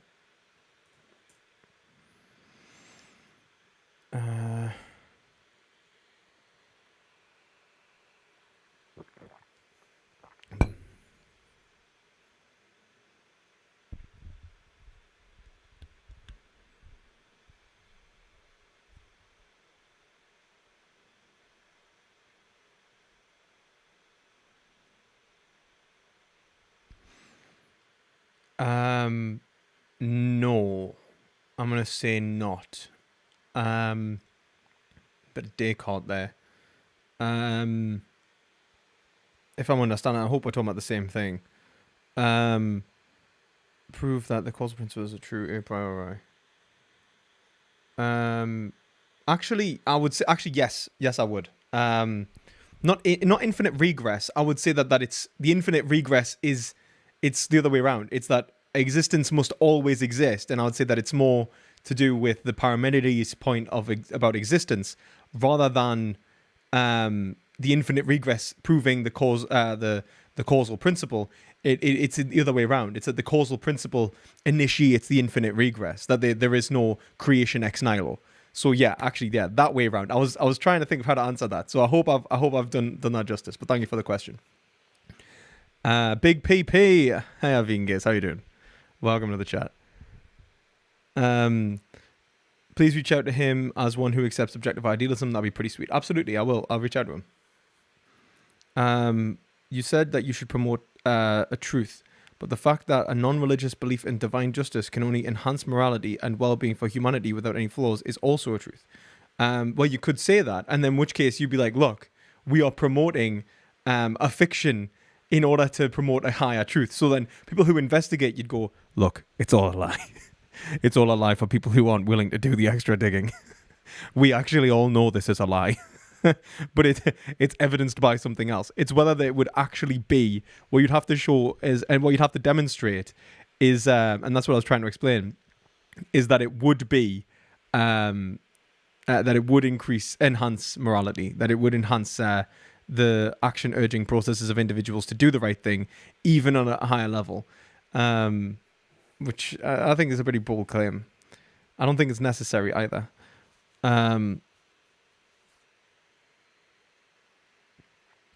What's the best answer to the problem of hell? I don't see the problem of hell as a problem. I think Aquinas explains hell in such a way that it expresses the explanation of hell not being the production of God,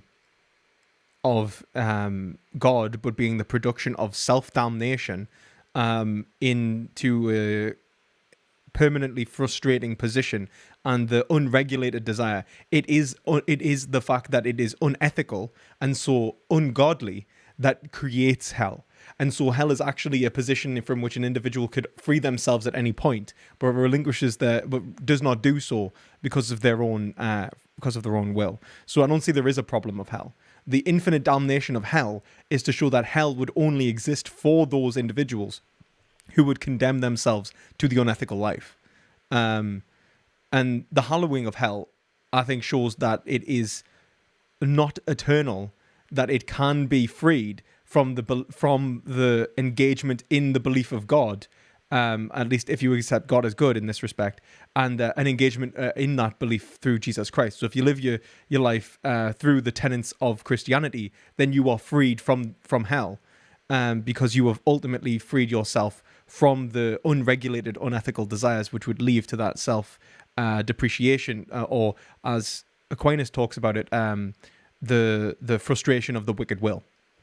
So yeah, I think I'm doing pretty good. I'm doing pretty good. Getting close to the camera now. Like I just need a couple more, not so much more money, and then I'm gonna be able to get the camera sorted, and then so the stream quality will just like boom, so much better. And obviously I'll be able to make the course and everything to like a high standard, and it should be really nice.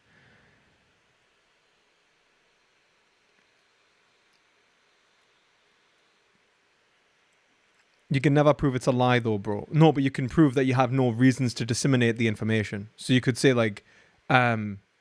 it's not true. So you can prove that it's a falsity. It's a lie in the sense that you told it without the grounds of, you've prescribed it as a true but justified belief without knowing it's a true justified belief.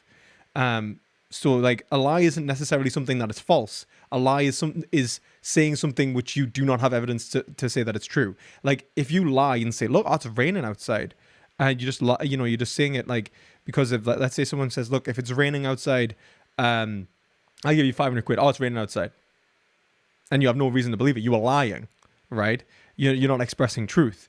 Regardless of the consequence of your actual position being shown to be true or not, in relation to the actual phenomena, it's an intentional state. Were you prescribing something which you had or did not have true justified belief for?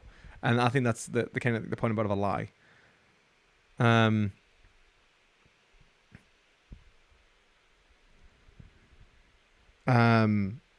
Leo, I was really referencing, in terms of the information argument that was given, I was referencing Inspiring Philosophy's position. You have to talk to him about that. I would argue that mind is a fundamental integral part of the universe, or the fundamental expression of reality, because I take an existentialist position. If you want to understand my position on that better, I suggest checking out Determinism Debunked, me response to Cosmic Skeptic. That'll explain it better than I can in this conversation. I cannot make that. I cannot tell you about C.S. Lewis very much. I haven't read too much C.S. Lewis. Sorry, Bronson. Yeah, I think he did sneak in the personal relationship. He argues for God that mind pantheistic manifests as man, and so for each may find personal relationship inside the self. I actually genuinely do think he. I think he did sneak that in. Give me the camera you currently have when you have a nicer one, please. Do you not have a DSLR, vegan gays? This is like a 7-year-old plus DSLR, and it's like, what's actually happening with this? In reality, I'm having to stretch the image because the aspect ratio is really weird when it comes through. So like it's creating like a really weird, unless you make like sit down videos, in which case it is actually pretty cool. It just like nice 1080p, but yeah, you need like a lens as well, because I'm keeping my lenses. It's actually Laura's camera. I can't.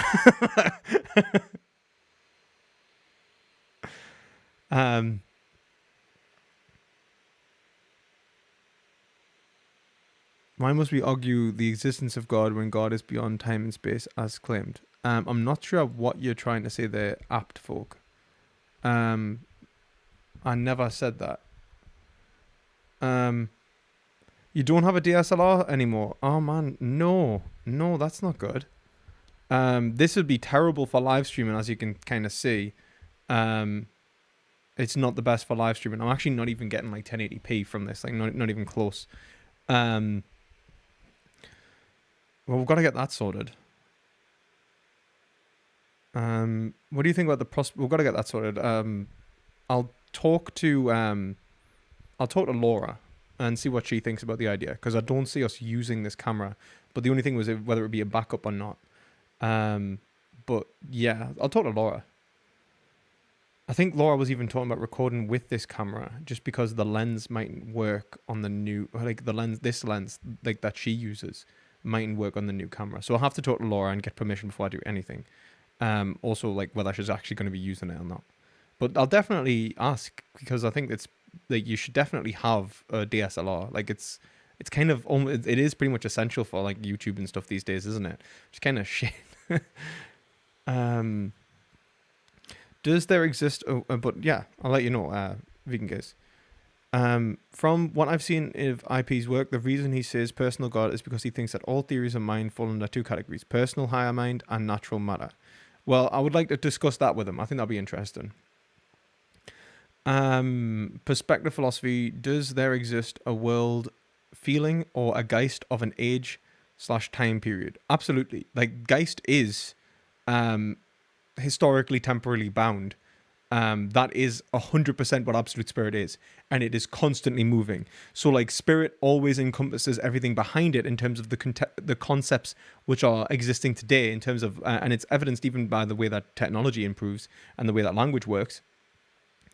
But it doesn't include that which is, yet to exist. It only includes that which is knowable from one's position in an Aristotelian sense.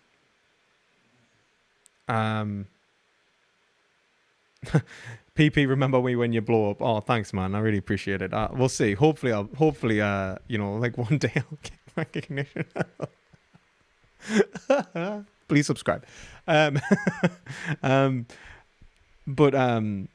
she does need to get them videos out. I completely agree. Laura needs to start making videos again. Laura, you need to start making videos again. Vegan Gaze said so. All right, I'm just letting her know. This is a 600D, so it's not the best camera, to be honest. It's quite an aged camera now. Sorry, Laura. And the camera that I will be getting, which we're getting really close to, is a Canon, EOS R. So that's like a 4K. Well, I probably won't be, obviously you can't stream in 4K, so I'll just use the 1080p anyway, but like 1080p, 60 FPS, probably won't use 60 FPS, but 1080p, clean image, full frame, gonna be great. It's gonna be gorgeous. I'm gonna love it. And I'll probably film in the 4K. So like I'll film in 4K, but upload like stream in 1080p because that's the only thing that YouTube and Twitch lets us do anyway. So yeah, and yeah, absolutely as well. Like what I was saying, Magnus, there does exist a like Geist of the time period, and that's what the kind of conclusion of the phenomenology is. That in terms of what Hegel's talking about, he's talking about absolute spirit as he is in it, not as anything else.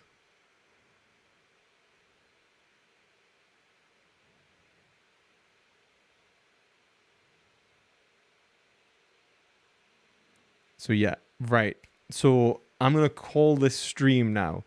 If you liked it, please give it a thumbs up. If you actually, I'll answer 3 more questions that can either be through the chat or via donation. So if you want your question answered and you want to make sure it gets answered, donate. But otherwise, it's the first 3 in the chat. So if you've got a question you want answered before I go, slap it in the chat. Go, go, go.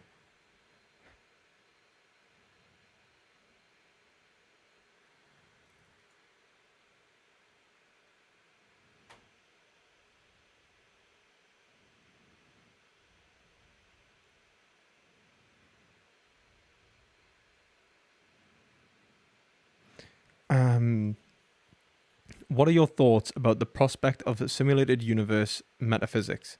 Like we're in the Matrix or something like that. I'm actually doing the metaphysics of the Matrix as a video right now, but obviously I'm not really engaging with the non-metaphorical interpretation, as in like literal interpretation that we exist in the Matrix. I don't think we have any reason to believe that we exist in a universe that's simulated, and even if we did, it wouldn't make too much difference in terms of metaphysics. And that's the whole point of metaphysics. That's like physics. Like, the universe is simulated. It's a physical account. Do I think that there is a rational position in relation to that position? Absolutely. And that's in quantum mechanics. And I'm not really qualified to talk about those kind of physical conclusions. And that's kind of what I would say on that.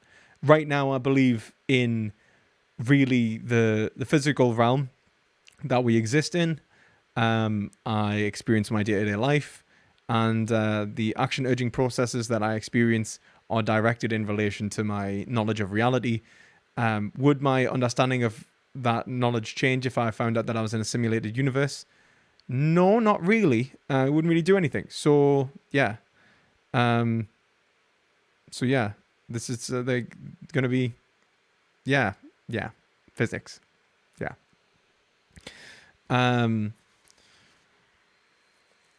The metaphysics of the Matrix is actually going to be shown in the, I'm going to release it early to me patrons as well, like slightly early to me patrons. I'm actually going to go off here and do research for the metaphysics of the Matrix, which is why I'm actually going off, because I've been watching the Matrix, taking notes.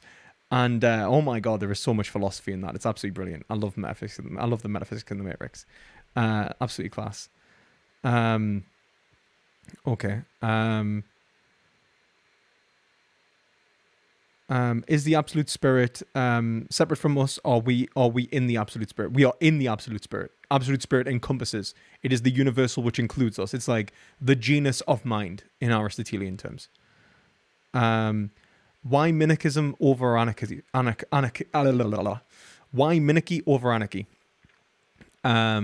Okay, so I would say that minarchy is essentially the centralization of I would say that anarchy will ultimately, in a capitalist sense, would ultimately result in certain monopolies developing.